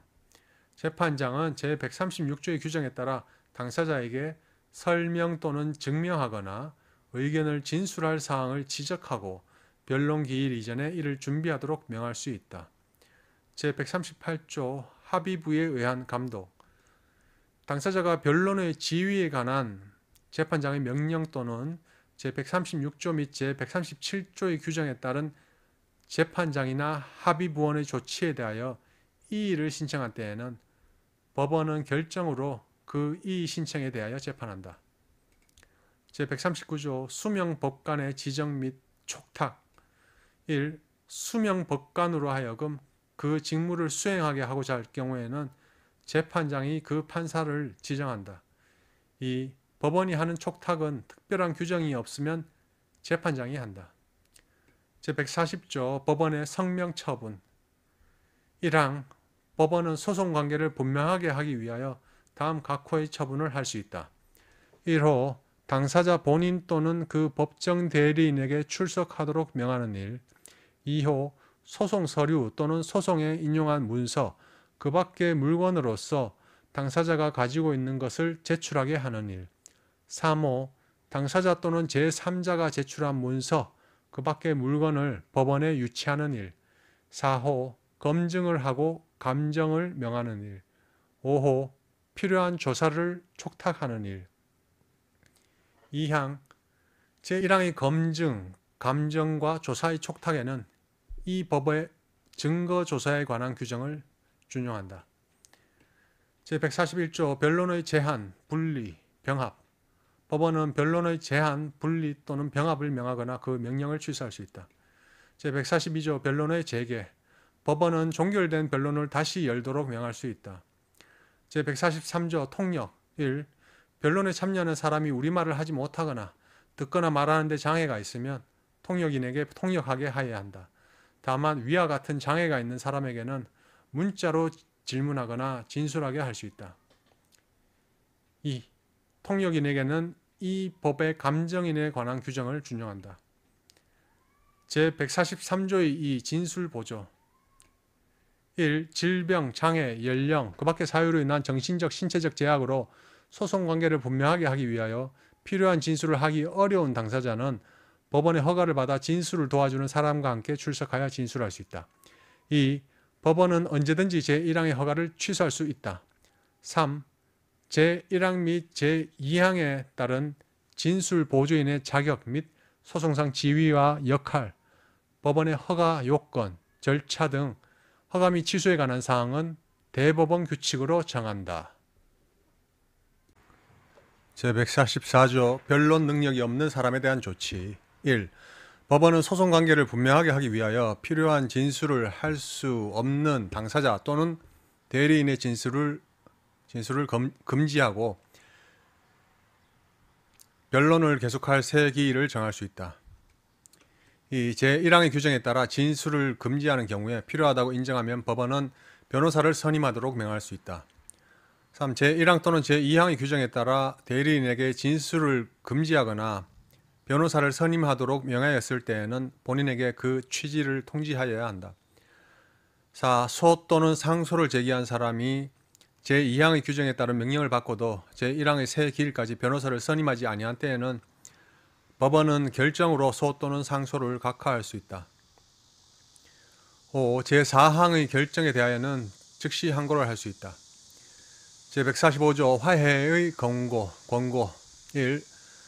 법원은 소송의 정도와 관계없이 화해를 권고하거나 수명 법관 또는 수탁 판사로 하여금 권고하게 할 수 있다. 이 제1항의 경우에 법원, 수명 법관 또는 수탁 판사는 당사자 본인이나 그 법정 대리인의 출석을 명할 수 있다. 제146조 적시 제출주의. 공격 또는 방어의 방법은 소송의 정도에 따라 적절한 시기에 제출하여야 한다. 제147조 제출 기간의 제한. 1. 재판장은 당사자의 의견을 들어 한쪽 또는 양쪽 당사자에 대하여 특정한 사항에 관하여 주장을 제출하거나 증거를 신청할 기간을 정할 수 있다. 이 당사자가 제1항의 기간을 넘긴 때에는 주장을 제출하거나 증거를 신청할 수 없다. 다만 당사자가 정당한 사유로 그 기간 이내에 제출 또는 신청하지 못하였다는 것을 소명한 경우에는 그러하지 아니하다. 제148조 한쪽 당사자가 출석하지 아니한 경우. 1. 원고 또는 피고가 변론 기일에 출석하지 아니하거나 출석하고서도 본안에 관하여 변론하지 아니한 때에는 그가 제출한 소장, 답변서, 그 밖에 준비 서면에 적혀있는 사항을 진술한 것으로 보고 출석한 상대방에게 변론을 명할 수 있다. 이 제1항의 규정에 따라 당사자가 진술한 것으로 보는 답변서, 그 밖의 준비 서면에 청구의 포기 또는 인락의 의사표시가 적혀있고 공증사무소의 인증을 받은 때에는 그 취지에 따라 청구의 포기 또는 인락이 성립된 것으로 본다. 3. 제1항의 규정에 따라 당사자가 진술한 것으로 보는 답변서, 그 밖의 준비 서면에 화해의 의사표시가 적혀있고 공증사무소의 인증을 받은 경우에 상대방 당사자가 변론 기일에 출석하여 그 화해의 의사표시를 받아들인 때에는 화해가 성립된 것으로 본다. 제149조 실기한 공격, 방어 방법의 각하. 1. 당사자가 제146조의 규정을 어기어 고의 또는 중대한 과실로 공격 또는 방어 방법을 뒤늦게 제출함으로써 소송의 완결을 지연시키게 하는 것으로 인정할 때에는 법원은 직권으로 또는 상대방의 신청에 따라 결정으로 이를 각하할 수 있다. 이 당사자가 제출한 공격 또는 방어 방법의 취지가 분명하지 아니한 경우에 당사자가 필요한 설명을 하지 아니하거나 설명할 기일에 출석하지 아니한 때에는 법원은 직권으로 또는 상대방의 신청에 따라 결정으로 이를 각하할 수 있다. 제150조 자백간주 1. 당사자가 변론에서 상대방이 주장하는 사실을 명백히 다투지 아니한 때에는 그 사실을 자백한 것으로 본다. 다만 변론 전체의 취지로 보아 그 사실에 대하여 다툰 것으로 인정되는 경우에는 그러하지 아니하다. 이 상대방이 주장한 사실에 대하여 알지 못한다고 진술한 때에는 그 사실을 다툰 것으로 추정한다. 3. 당사자가 변론기일에 출석하지 아니하는 경우에는 제1항의 규정을 준용한다. 다만 공시 송달의 방법으로 기일 통지서를 송달받은 당사자가 출석하지 아니한 경우에는 그러하지 아니하다. 제151조 소송 절차에 관한 이의권. 당사자는 소송 절차에 관한 규정에 어긋난 것임을 알거나 알 수 있었을 경우에 바로 이의를 제기하지 아니하면 그 권리를 잃는다. 다만 그 권리가 포기할 수 없는 것인 때에는 그러하지 아니하다. 제152조 변론 조서의 작성. 1. 법원 사무관 등은 변론 기일에 참여하여 기일마다 조서를 작성하여야 한다. 다만 변론을 녹음하거나 속기하는 경우 그 밖에 이에 준하는 특별한 사정이 있는 경우에는 법원 사무관 등을 참여시키지 아니하고 변론 기일을 열 수 있다. 이 재판장은 필요하다고 인정하는 경우 법원 사무관 등을 참여시키지 아니하고 변론 기일 및 변론 준비 기일 외의 기일을 열 수 있다. 3. 제1항 당서 및 제2항의 경우에는 법원 사무관 등은 그 기일이 끝난 뒤에 재판장의 설명에 따라 조서를 작성하고 그 취지를 덧붙여 적어야 한다. 제153조 형식적 기재사항. 조서에는 법원 사무관 등이 다음 각 호의 사항을 적고 재판장과 법원 사무관 등이 기명날인 또는 서명한다. 다만 재판장이 기명날인 또는 서명할 수 없는 사유가 있는 때에는 합의부원이 그 사유를 적은 뒤에 기명날인 또는 서명하며 법관 모두가 기명날인 또는 서명할 수 없는 사유가 있는 때에는 법원 사무관 등이 그 사유를 적는다. 1호 사건의 표시, 2호 법관과 법원 사무관 등의 성명, 3호 출석한 검사의 성명, 4호 출석한 당사자, 대리인, 통역인과 출석하지 아니한 당사자의 성명, 5호 변론의 날짜와 장소, 6호 변론의 공개 여부와 공개하지 아니한 경우에는 그 이유. 제154조 실질적 기재사항. 조서에는 변론의 요지를 적되 특히 다음 각 호의 사항을 분명히 하여야 한다. 1. 화해, 청구의 포기, 인락, 소의 취하와 자백. 2. 증인, 감정인의 선서와 진술. 3. 검증의 결과. 4. 재판장이 적도록 명한 사항과 당사자의 청구에 따라 적는 것을 허락한 사항. 5. 서면으로 작성되지 아니한 재판. 6. 재판의 선고. 제155조 조서 기재의 생략 등. 1. 조서에 적을 사항은 대법원 규칙이 정하는 바에 따라 생략할 수 있다. 다만 당사자의 이의가 있으면 그러하지 아니하다. 2. 변론 방식에 관한 규정의 준수, 화해, 청구의 포기, 인락, 소의 취하와 자백에 대하여는 제1항 본문의 규정을 적용하지 아니한다. 제156조 서면 등의 인용 첨부. 조서에는 서면, 사진, 그 밖에 법원이 적당하다고 인정한 것을 인용하고 소송 기록에 붙여 이를 조서의 일부로 삼을 수 있다. 제157조 관계인의 조서 낭독 등 청구권. 조서는 관계인이 신청하면 그에게 읽어주거나 보여주어야 한다. 제158조 조서의 증명력. 변론 방식에 관한 규정이 지켜졌다는 것은 조서로만 증명할 수 있다. 다만 조서가 없어진 때에는 그러하지 아니하다. 제159조 변론의 속기와 녹음.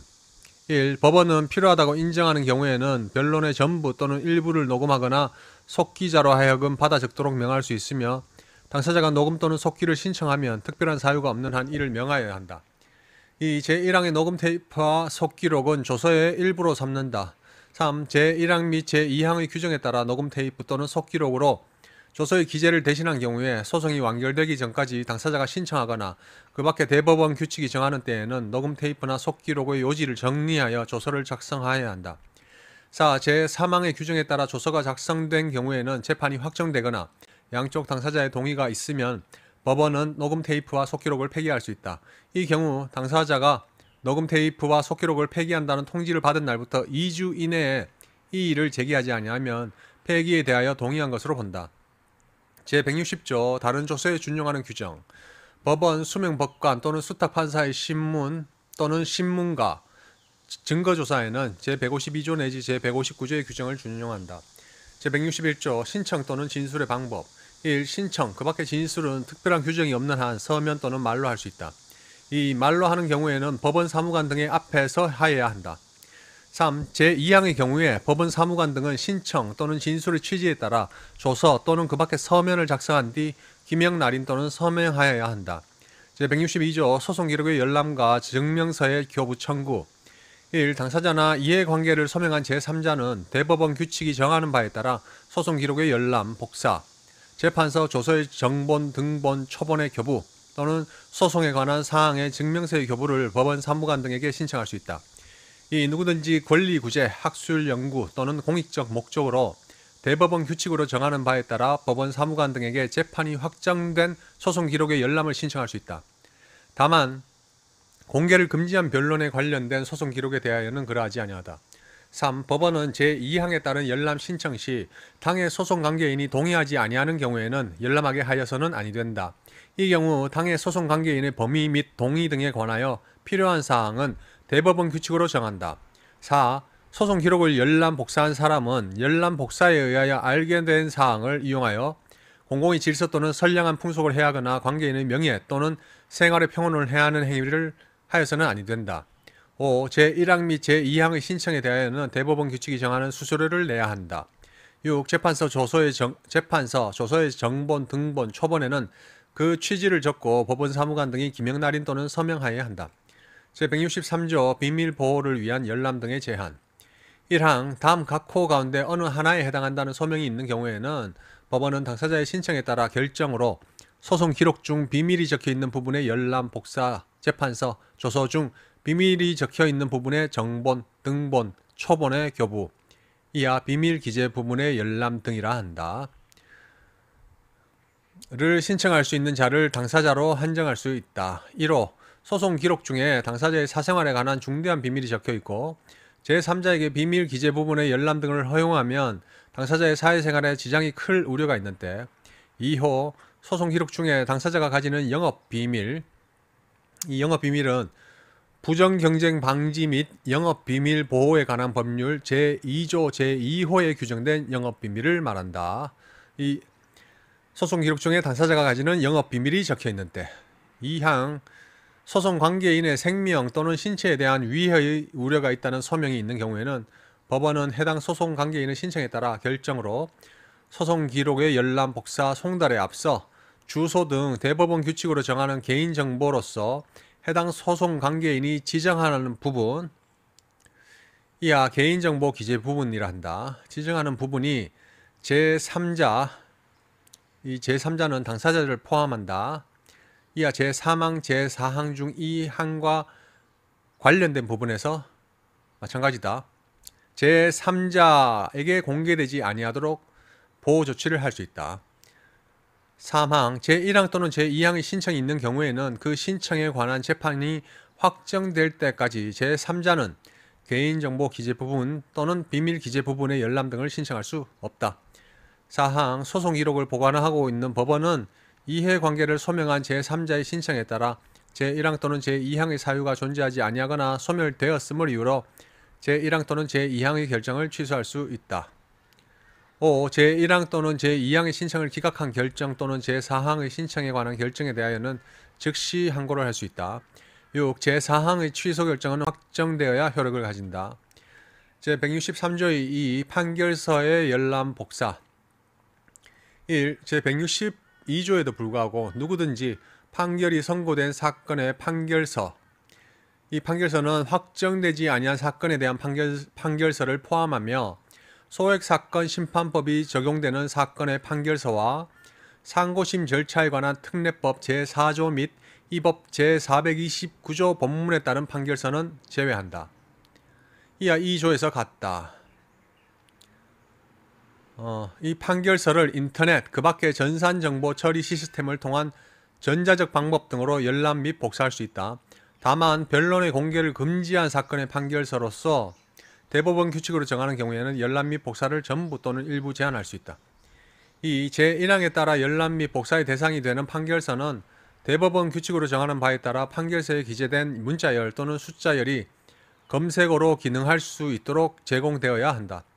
3. 법원 사무관 등이나 그 밖의 법원 공무원은 제1항에 따른 열람 및 복사에 앞서 판결서에 기재된 성명 등 개인정보가 공개되지 아니하도록 대법원 규칙으로 정하는 보호 조치를 하여야 한다. 4. 제3항에 따라 개인정보 보호 조치를 한 법원 사무관 등이나 그 밖의 법원 공무원은 고의 또는 중대한 과실로 인한 것이 아니면 제1항에 따른 열람 및 복사와 관련하여 민사상, 형사상 책임을 지지 아니한다. 5. 제1항의 열람 및 복사에는 제162조 제4항, 제5항 및 제163조를 준용한다. 6. 판결서의 열람 및 복사의 방법과 절차, 개인정보 보호 조치 방법과 절차, 그 밖에 필요한 사항은 대법원 규칙으로 정한다. 제164조 조서에 대한 이의.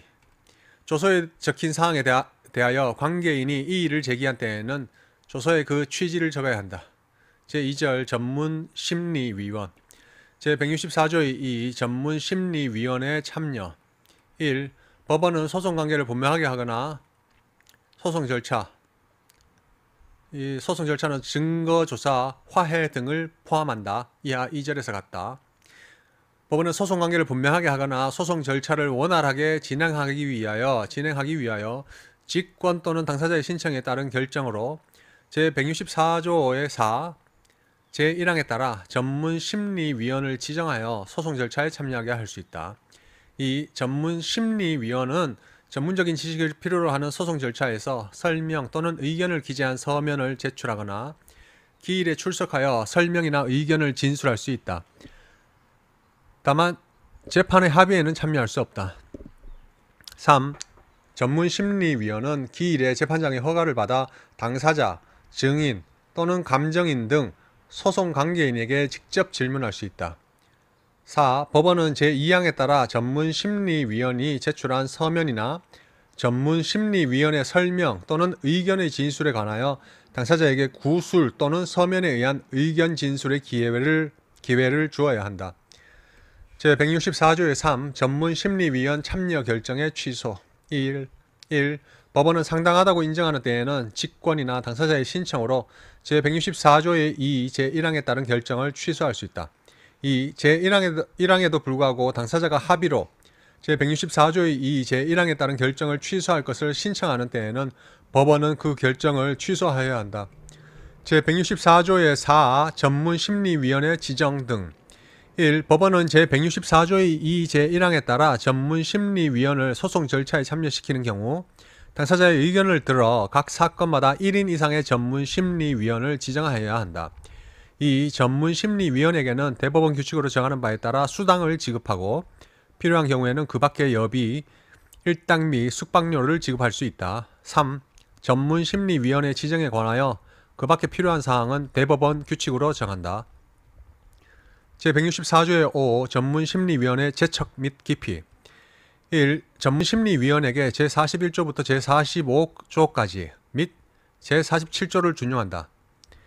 2. 제척 또는 기피 신청을 받은 전문심리위원은 그 신청에 관한 결정이 확정될 때까지 그 신청이 있는 사건의 소송 절차에 참여할 수 없다. 이 경우 전문심리위원은 당해 제척 또는 기피 신청에 대하여 의견을 진술할 수 있다. 제164조의 6. 수명법관 등의 권한. 수명법관 또는 수탁판사가 소송 절차를 진행하는 경우에는 제164조의 2 제2항부터 제4항까지의 규정에 따른 법원 및 재판장의 직무는 그 수명법관이나 수탁판사가 행한다. 좀 궁금한데 이게 지금 제164조의 5에 전문심리위원에게 제41조부터 제45조까지 및 제47조를 준용한다 그랬는데 제41조부터 제45조 좀 한번 봐야겠습니다. 제41조 제척의 이유. 제42조 제척의 재판. 법원은 제척의 이유가 있는 때에는 직권으로 또는 당사자의 신청에 따라 제척의 재판을 한다. 제43조가 당사자의 기피권. 제44조 제척과 기피 신청의 방식. 제45조 재척 또는 기피 신청의 각하 등. 그다음에 제47조 불복 신청.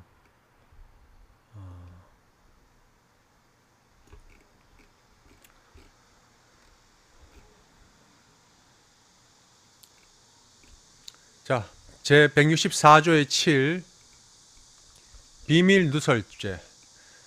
전문심리위원 또는 전문심리위원이었던 자가 그 직무 수행 중에 알게 된 다른 사람의 비밀을 누설하는 경우에는 2년 이하의 징역이나 금고 또는 1천만 원 이하의 벌금에 처한다. 제164조의 8 벌칙 적용에서의 공무원 의제. 전문심리위원은 형법 제129조부터 제132조까지의 규정에 따른 벌칙의 적용에서는 공무원으로 본다. 제3절 기일과 기간. 제165조 기일의 지정과 변경. 1. 기일은 직권으로 또는 당사자의 신청에 따라 재판장이 지정한다. 다만 수명법관 또는 수탁판사가 신문하거나 신문하는 기일은 그 수명법관 또는 수탁판사가 지정한다. 2. 첫 변론기일 또는 첫 변론 준비기일을 바꾸는 것은 현저한 사유가 없는 경우라도 당사자들이 합의하면 이를 허가할 수 있다. 제166조 공휴일의 기일. 기일은 필요한 경우에만 공휴일로도 정할 수 있다. 제167조 기일의 통지. 1. 기일은 기일 통지서 또는 출석 요구서를 송달하여 통지한다. 다만 그 사건으로 출석한 사람에게는 기일을 직접 고지하면 된다. 2. 법원은 대법원 규칙이 정하는 간이한 방법에 따라 기일을 통지할 수 있다. 이 경우 기일에 출석하지 아니한 당사자, 증인 또는 감정인 등에 대하여 법률상의 제재, 그 밖에 기일을 게을리함에 따른 불이익을 줄 수 없다. 제168조 출석 승낙서의 효력. 소송 관계인이 일정한 기일에 출석하겠다고 적은 서면을 제출한 때에는 기일 통지서 또는 출석 요구서를 송달한 것과 같은 효력을 가진다. 제169조 기일의 시작. 기일은 사건과 당사자의 이름을 부름으로써 시작된다. 제170조 기간의 계산. 기간의 계산은 민법에 따른다. 제171조 기간의 시작. 기간을 정하는 재판에 시작되는 때를 정하지 아니한 경우에 그 기간은 재판의 효력이 생긴 때부터 진행한다. 제172조 기간의 신축, 부과기간. 1. 법원은 법정 기간 또는 법원이 정한 기간을 늘리거나 줄일 수 있다. 다만 불변 기간은 그러하지 아니하다. 2. 법원은 불변 기간에 대하여 주소 또는 거소가 멀리 떨어진 곳에 있는 사람을 위하여 부과기간을 정할 수 있다. 3. 재판장, 수명법관 또는 수탁판사는 제1항 및 제2항의 규정에 따라 법원이 정한 기간 또는 자신이 정한 기간을 늘리거나 줄일 수 있다. 제173조 소송행위의 추후 보완. 1. 당사자가 책임질 수 없는 사유로 말미암아 불변 기간을 지킬 수 없었던 경우에는 그 사유가 없어진 날부터 2주 이내에 게을리한 소송행위를 보완할 수 있다. 다만 그 사유가 없어질 당시 외국에 있던 당사자에 대하여는 이 기간을 30일로 한다. 이 제1항의 기간에 대하여는 제172조의 규정을 적용하지 아니한다. 제4절 송달. 제174조 직권 송달의 원칙. 송달은 이 법에 특별한 규정이 없으면 법원이 직권으로 한다. 제175조 송달 사무를 처리하는 사람. 1. 송달에 관한 사무는 법원 사무관 등이 처리한다. 2. 법원 사무관 등은 송달하는 곳의 지방법원에 속한 법원 사무관 등 또는 집행관에게 제1항의 사무를 촉탁할 수 있다. 제176조 송달 규간. 1. 송달은 우편 또는 집행관에 의하거나 그 밖에 대법원 규칙이 정하는 방법에 따라서 하여야 한다. 2. 우편에 의한 송달은 우편 집배원이 한다. 3. 송달 규간이 송달하는 데 필요한 때에는 경찰 공무원에게 원조를 요청할 수 있다. 제177조 법원 사무관 등에 의한 송달. 1. 해당 사건에 출석한 사람에게는 법원 사무관 등이 직접 송달할 수 있다. 2. 법원 사무관 등이 그 법원 안에서 송달받을 사람에게 서류를 교부하고 영수증을 받은 때에는 송달의 효력을 가진다. 제178조 교부 송달의 원칙. 1. 송달은 특별한 규정이 없으면 송달받을 사람에게 서류의 등본 또는 부본을 교부하여야 한다. 2. 송달할 서류의 제출에 가름하여 줘서 그 밖에 서면을 작성한 때에는 그 등본이나 초본을 교부하여야 한다. 제179조 소송 무능력자에게 한 송달. 소송 무능력자에게 한 송달은 그의 법정 대리인에게 한다. 제180조 공동 대리인에게 할 송달. 여러 사람이 공동으로 대리권을 행사하는 경우의 송달은 그 가운데 한 사람에게 하면 된다. 제181조 군 관계인에게 할 송달. 군사용의 청사 또는 선박에 속하여 있는 사람에게 할 송달은 그 청사 또는 선박의 장에게 한다. 제182조 구속된 사람 등에게 할 송달. 교도소, 구치소 또는 국가경찰관서의 유치장에 체포, 구속 또는 유치된 사람에게 할 송달은 교도소, 구치소 또는 국가경찰관서의 장에게 한다. 제183조 송달 장소. 1. 송달은 받을 사람의 주소, 거소, 영업소 또는 사무소, 이하 주소 등이라 한다. 주소 등에서 한다. 다만 법정 대리인에게 할 송달은 본인의 영업소나 사무소에서도 할 수 있다. 이 제1항의 장소를 알지 못하거나 그 장소에서 송달할 수 없는 때에는 송달받을 사람이 고용, 위임, 그 밖에 법률상 행위로 취업하고 있는 다른 사람의 주소 등 이하 근무 장소를 한다. 근무 장소에서 송달할 수 있다. 3. 송달받을 사람의 주소 등 또는 근무 장소가 국내에 없거나 알 수 없는 때에는 그를 만나는 장소에서 송달할 수 있다. 4. 주소 등 또는 근무 장소가 있는 사람의 경우에도 송달받기를 거부하지 아니하면 만나는 장소에서 송달할 수 있다. 제184조 송달받을 장소의 신고. 당사자, 법정 대리인 또는 소송 대리인은 주소 등 외의 장소, 대한민국 안의 장소로 한정한다. 주소 등 외의 장소를 송달받을 장소로 정하여 법원에 신고할 수 있다. 이 경우에는 송달 영수인을 정하여 신고할 수 있다. 제185조 송달 장소 변경의 신고 의무. 1. 당사자, 법정 대리인 또는 소송 대리인이 송달받을 장소를 바꿀 때에는 바로 그 취지를 법원에 신고하여야 한다. 2. 제1항의 신고를 하지 아니한 사람에게 송달할 서류는 달리 송달할 장소를 알 수 없는 경우 종전에 송달받던 장소에 대법원 규칙이 정하는 방법으로 발송할 수 있다. 제186조 보충 송달, 유치 송달. 1. 근무장소 외의 송달할 장소에서 송달받을 사람을 만나지 못한 때에는 그 사무원, 피용자 또는 동고인으로서 사리를 분별할 지능이 있는 사람에게 서류를 교부할 수 있다. 2. 근무장소에서 송달받을 사람을 만나지 못한 때에는 제183조 제2항의 다른 사람 또는 그 법정 대리인이나 피용자, 그 밖의 종업원으로서 사리를 분별할 지능이 있는 사람이 서류의 수령을 거부하지 아니하면 그에게 서류를 교부할 수 있다. 3. 서류를 송달받을 사람 또는 제1항의 규정에 의하여 서류를 넘겨받을 사람이 정당한 사유 없이 송달받기를 거부하는 때에는 송달할 장소에 서류를 놓아둘 수 있다.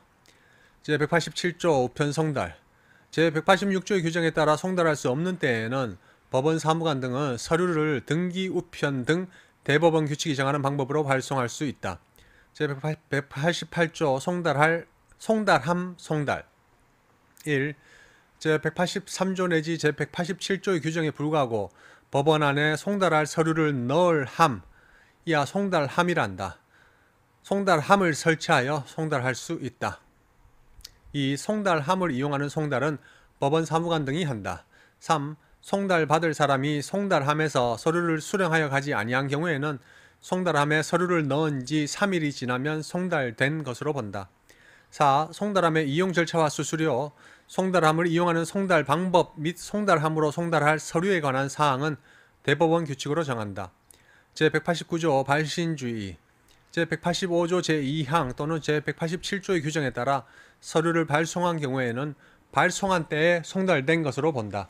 제190조 공휴일 등의 송달. 1. 당사자의 신청이 있는 때에는 공휴일 또는 해 뜨기 전이나 해진 뒤에 집행관 또는 대법원 규칙이 정하는 사람에 의하여 송달할 수 있다. 이 제1항의 규정에 따라 송달하는 때에는 법원 사무관 등은 송달할 서류에 그 사유를 덧붙여 적어야 한다. 3. 제1항과 제2항의 규정에 어긋나는 송달은 서류를 교부받을 사람이 이를 영수한 때에만 효력을 가진다. 제191조 외국에서 하는 송달의 방법.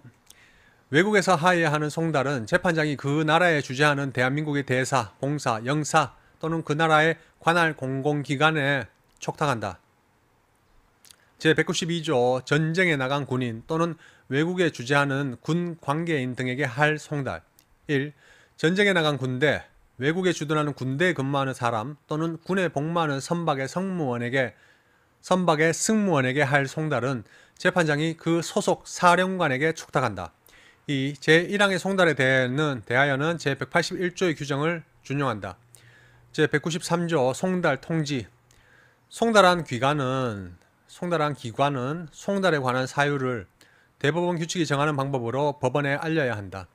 제194조 공시송달의 요건 1. 당사자의 주소 등 또는 근무 장소를 알 수 없는 경우 또는 외국에서 하여야 할 송달에 관하여 제191조의 규정에 따를 수 없거나 이에 따라도 효력이 없을 것으로 인정되는 경우에는 법원, 사무관 등은 직권으로 또는 당사자의 신청에 따라 공시송달을 할 수 있다.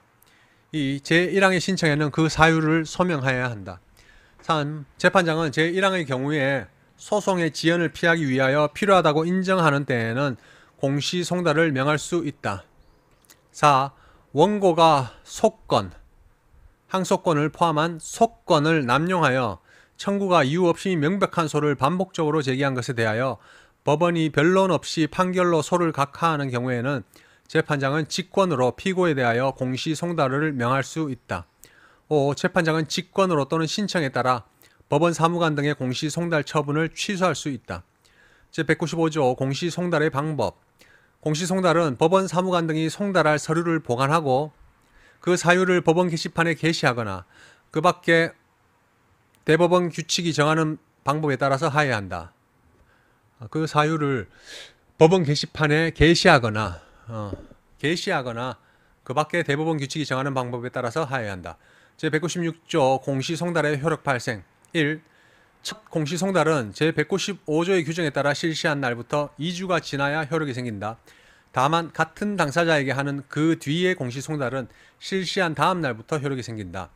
이 외국에서 할 송달에 대한 공시송달의 경우에는 제1항 본문의 기간은 2월로 한다.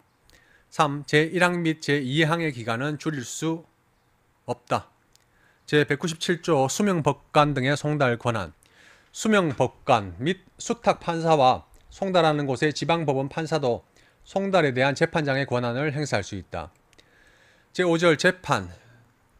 제198조 종국 판결. 법원은 소송의 심리를 마치고 나면 종국 판결을 한다.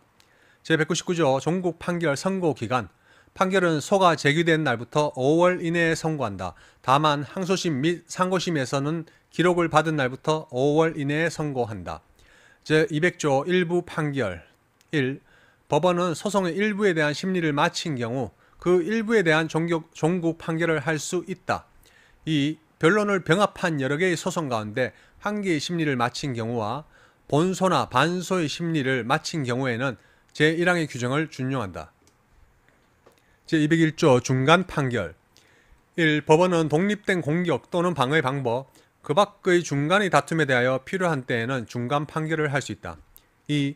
청구의 원인과 액수에 대하여 다툼이 있는 경우에 그 원인에 대하여도 중간 판결을 할 수 있다. 제202조 자유심증주의.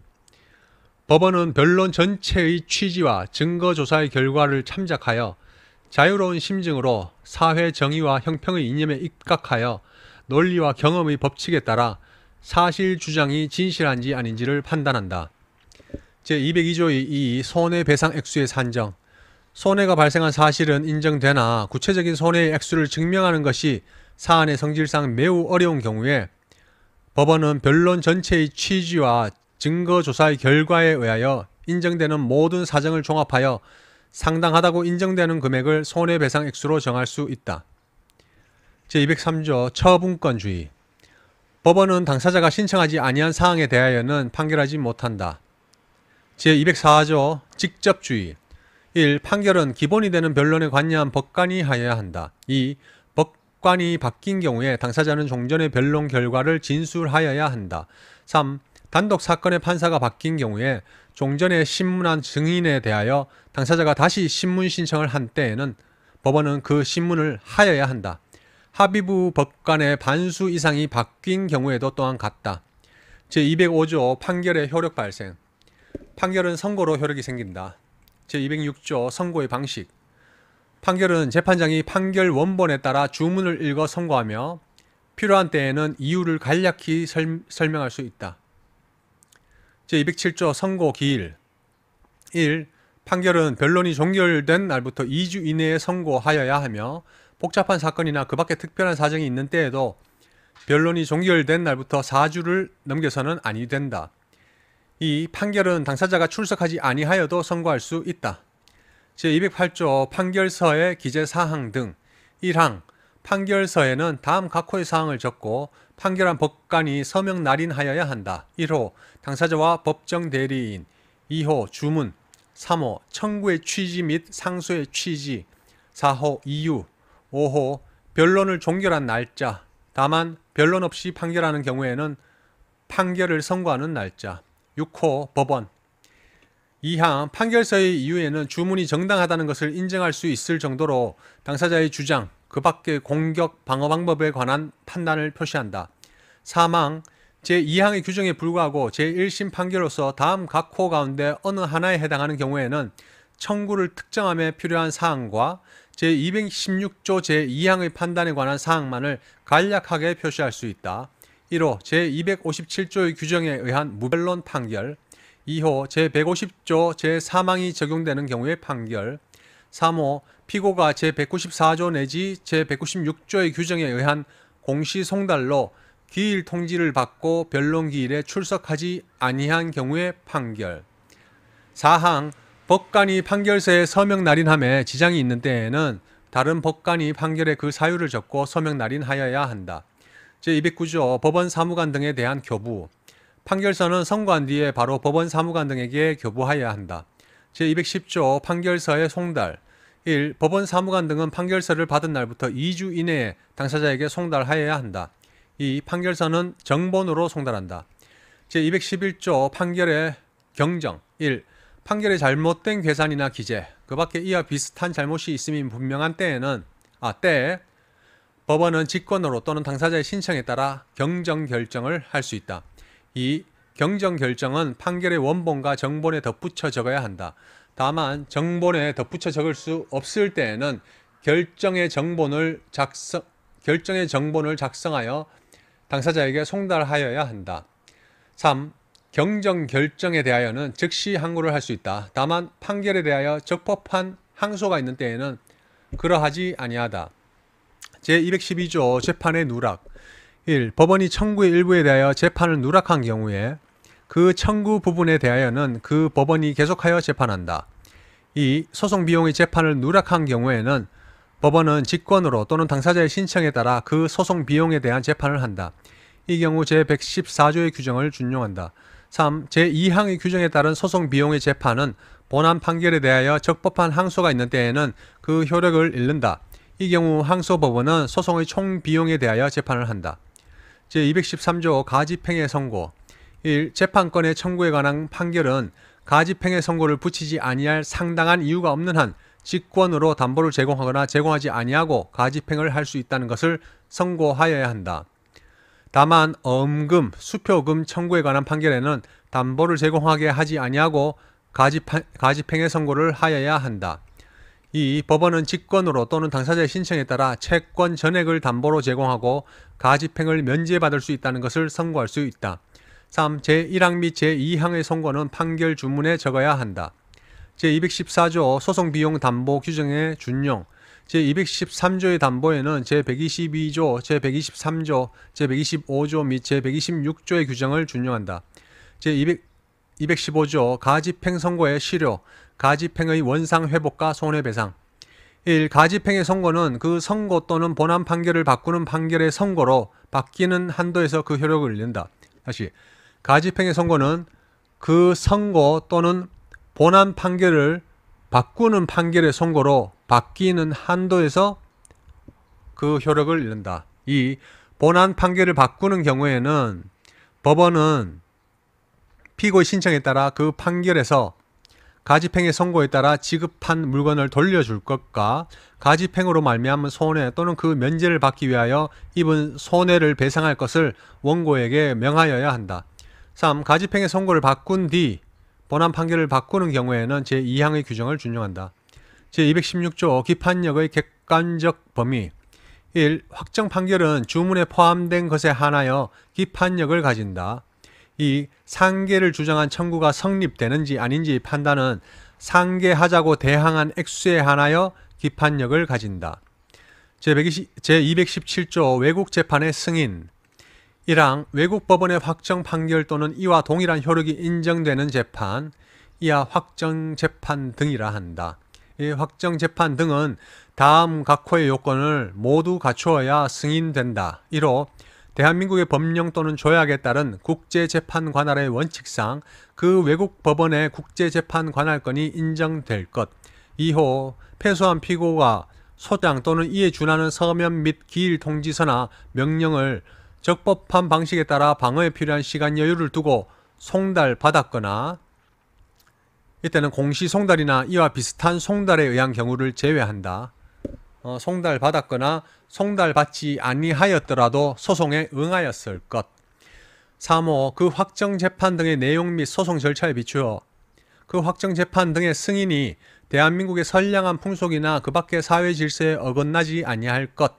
4호 상호 보증이 있거나 대한민국과 그 외국 법원이 속하는 국가에 있어 확정재판 등의 승인 요건이 현재의 균형을 상실하지 아니하고 중요한 점에서 실질적으로 차이가 없을 것. 2항 법원은 제1항의 요건이 충족되었는지에 관하여 직권으로 조사하여야 한다. 제217조의 2 손해배상에 관한 확정재판 등의 승인. 1. 법원은 손해배상에 관한 확정재판 등이 대한민국의 법률 또는 대한민국이 체결한 국제조약의 기본 질서에 현저히 반하는 결과를 초래할 경우에는 해당 확정재판 등의 전부 또는 일부를 승인할 수 없다. 2.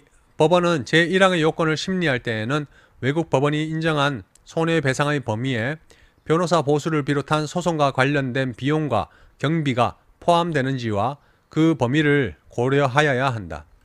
제218조 기판력의 주관적 범위. 1.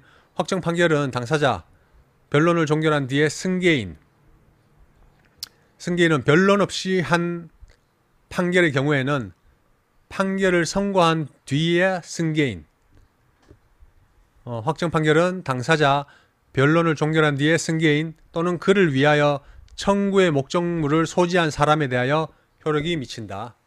이 제1항의 경우에 당사자가 변론을 종결할 때, 변론 없이 한 판결의 경우에는 판결을 선고한 때까지 승계 사실을 진술하지 아니한 때에는 변론을 종결한 뒤, 변론 없이 한 판결의 경우에는 판결을 선고한 뒤에 승계한 것으로 추정한다.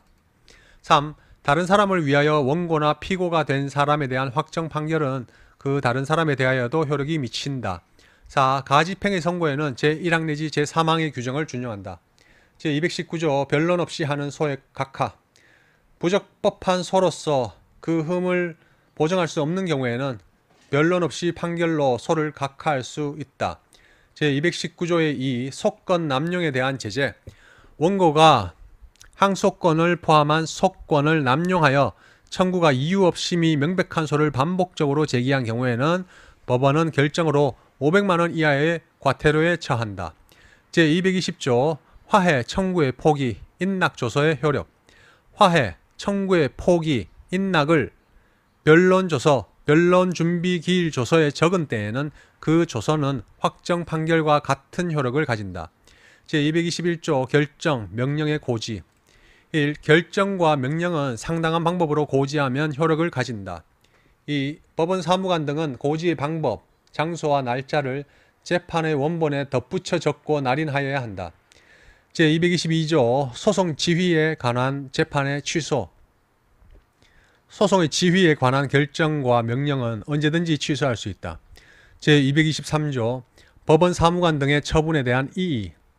법원 사무관 등의 처분에 관한 이의 신청에 대하여는 그 법원 사무관 등이 속한 법원이 결정으로 재판한다. 제224조 판결 규정의 준용. 1. 성질에 어긋나지 아니하는 한 결정과 명령에는 판결에 관한 규정을 준용한다. 다만 법관의 서명은 기명으로 가름할 수 있고 이유를 적는 것을 생략할 수 있다. 2. 이 법에 따른 과태료 재판에는 비송사건 절차법 제248조 및 제250조 가운데 검사에 관한 규정을 적용하지 아니한다. 제6절 화해 권고 결정. 제225조 결정에 의한 화해 권고. 1. 법원, 수명법관 또는 수탁판사는 소송의 계속 중인 사건에 대하여 직권으로 당사자의 이익, 그 밖의 모든 사정을 참작하여 청구의 취지에 어긋나지 아니하는 범위 안에서 사건의 공평한 해결을 위한 화해 권고 결정을 할 수 있다. 이 법원 사무관 등은 제1항의 결정 내용을 적은 조서 또는 결정서의 정본을 당사자에게 송달하여야 한다. 다만 그 송달은 제185조 제2항, 제187조 또는 제194조에 규정한 방법으로 할 수 없다.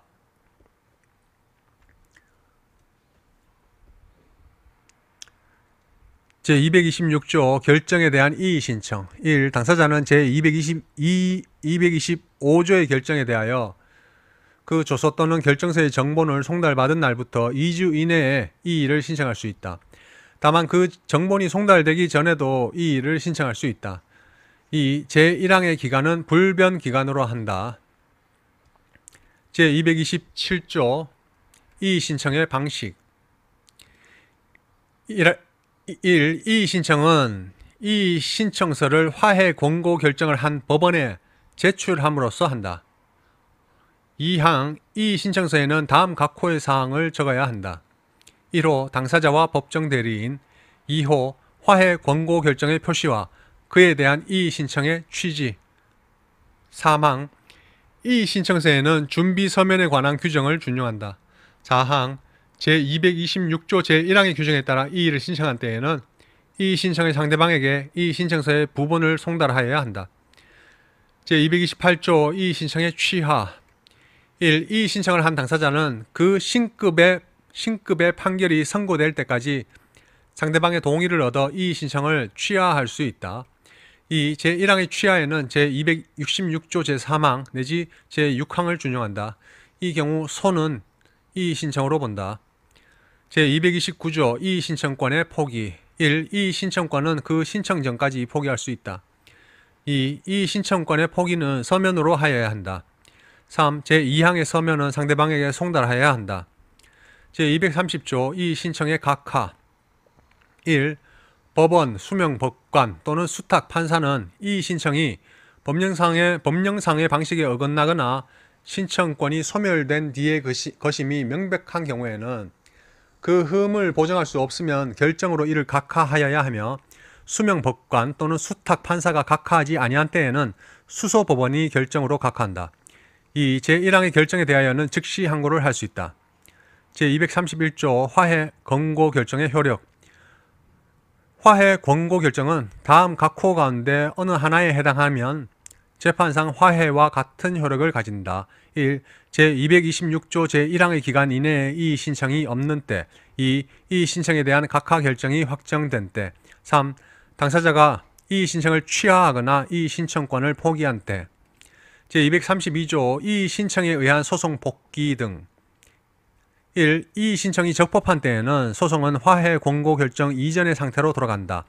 이 경우 그 이전에 행한 소송 행위는 그대로 효력을 가진다. 2.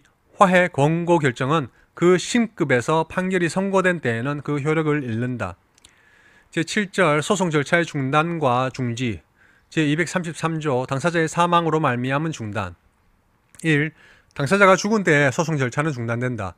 이 경우 상속인, 상속재산관리인, 그 밖의 법률에 의하여 소송을 계속하여 수행할 사람이 소송 절차를 수계하여야 한다. 2. 상속인은 상속 포기를 할 수 있는 동안 소송 절차를 수계하지 못한다. 제234조 법인의 합병으로 말미암은 중단 당사자인 법인이 합병에 의하여 소멸된 때에 소송 절차는 중단된다. 이 경우 합병에 의하여 설립된 법인 또는 합병한 뒤에 존속법인이 소송 절차를 수계하여야 한다. 제235조 소송 능력의 상실 법정 대리권의 소멸로 말미암은 중단 당사자가 소송 능력을 잃은 때 또는 법정 대리인이 죽거나 대리권을 잃은 때에 소송 절차는 중단된다. 이 경우 소송 능력을 회복한 당사자 또는 법정 대리인이 된 사람이 소송 절차를 수계하여야 한다. 제236조 수탁자의 임무가 끝남으로 말미암은 중단 신탁으로 말미암은 수탁자의 위탁 임무가 끝난 때에 소송 절차는 중단된다. 이 경우 새로운 수탁자가 소송 절차를 수계하여야 한다. 제237조 자격 상실로 말미암은 중단 1. 일정한 자격에 의하여 자기 이름으로 남을 위하여 소송 당사자가 된 사람이 그 자격을 잃거나 죽은 때에 소송 절차는 중단된다. 이 경우 같은 자격을 가진 사람이 소송 절차를 수개하여야 한다. 이 제53조의 규정에 따라 당사자가 될 사람을 선정한 소송에서 선정된 당사자 모두가 자격을 잃거나 죽은 때에 소송 절차는 중단된다. 이 경우 당사자를 선정한 사람 모두 또는 새로 당사자로 선정된 사람이 소송 절차를 수개하여야 한다. 제238조 소송 대리인이 있는 경우의 제외. 소송 대리인이 있는 경우에는 제233조 제1항, 제234조 내지 제237조의 규정을 적용하지 아니한다. 제239조 당사자의 파산으로 말미암은 중단. 당사자가 파산 선고를 받은 때에 파산재단에 관한 소송 절차는 중단된다. 이 경우 채무자 회생 및 파산에 관한 법률에 따른 수개가 이루어지기 전에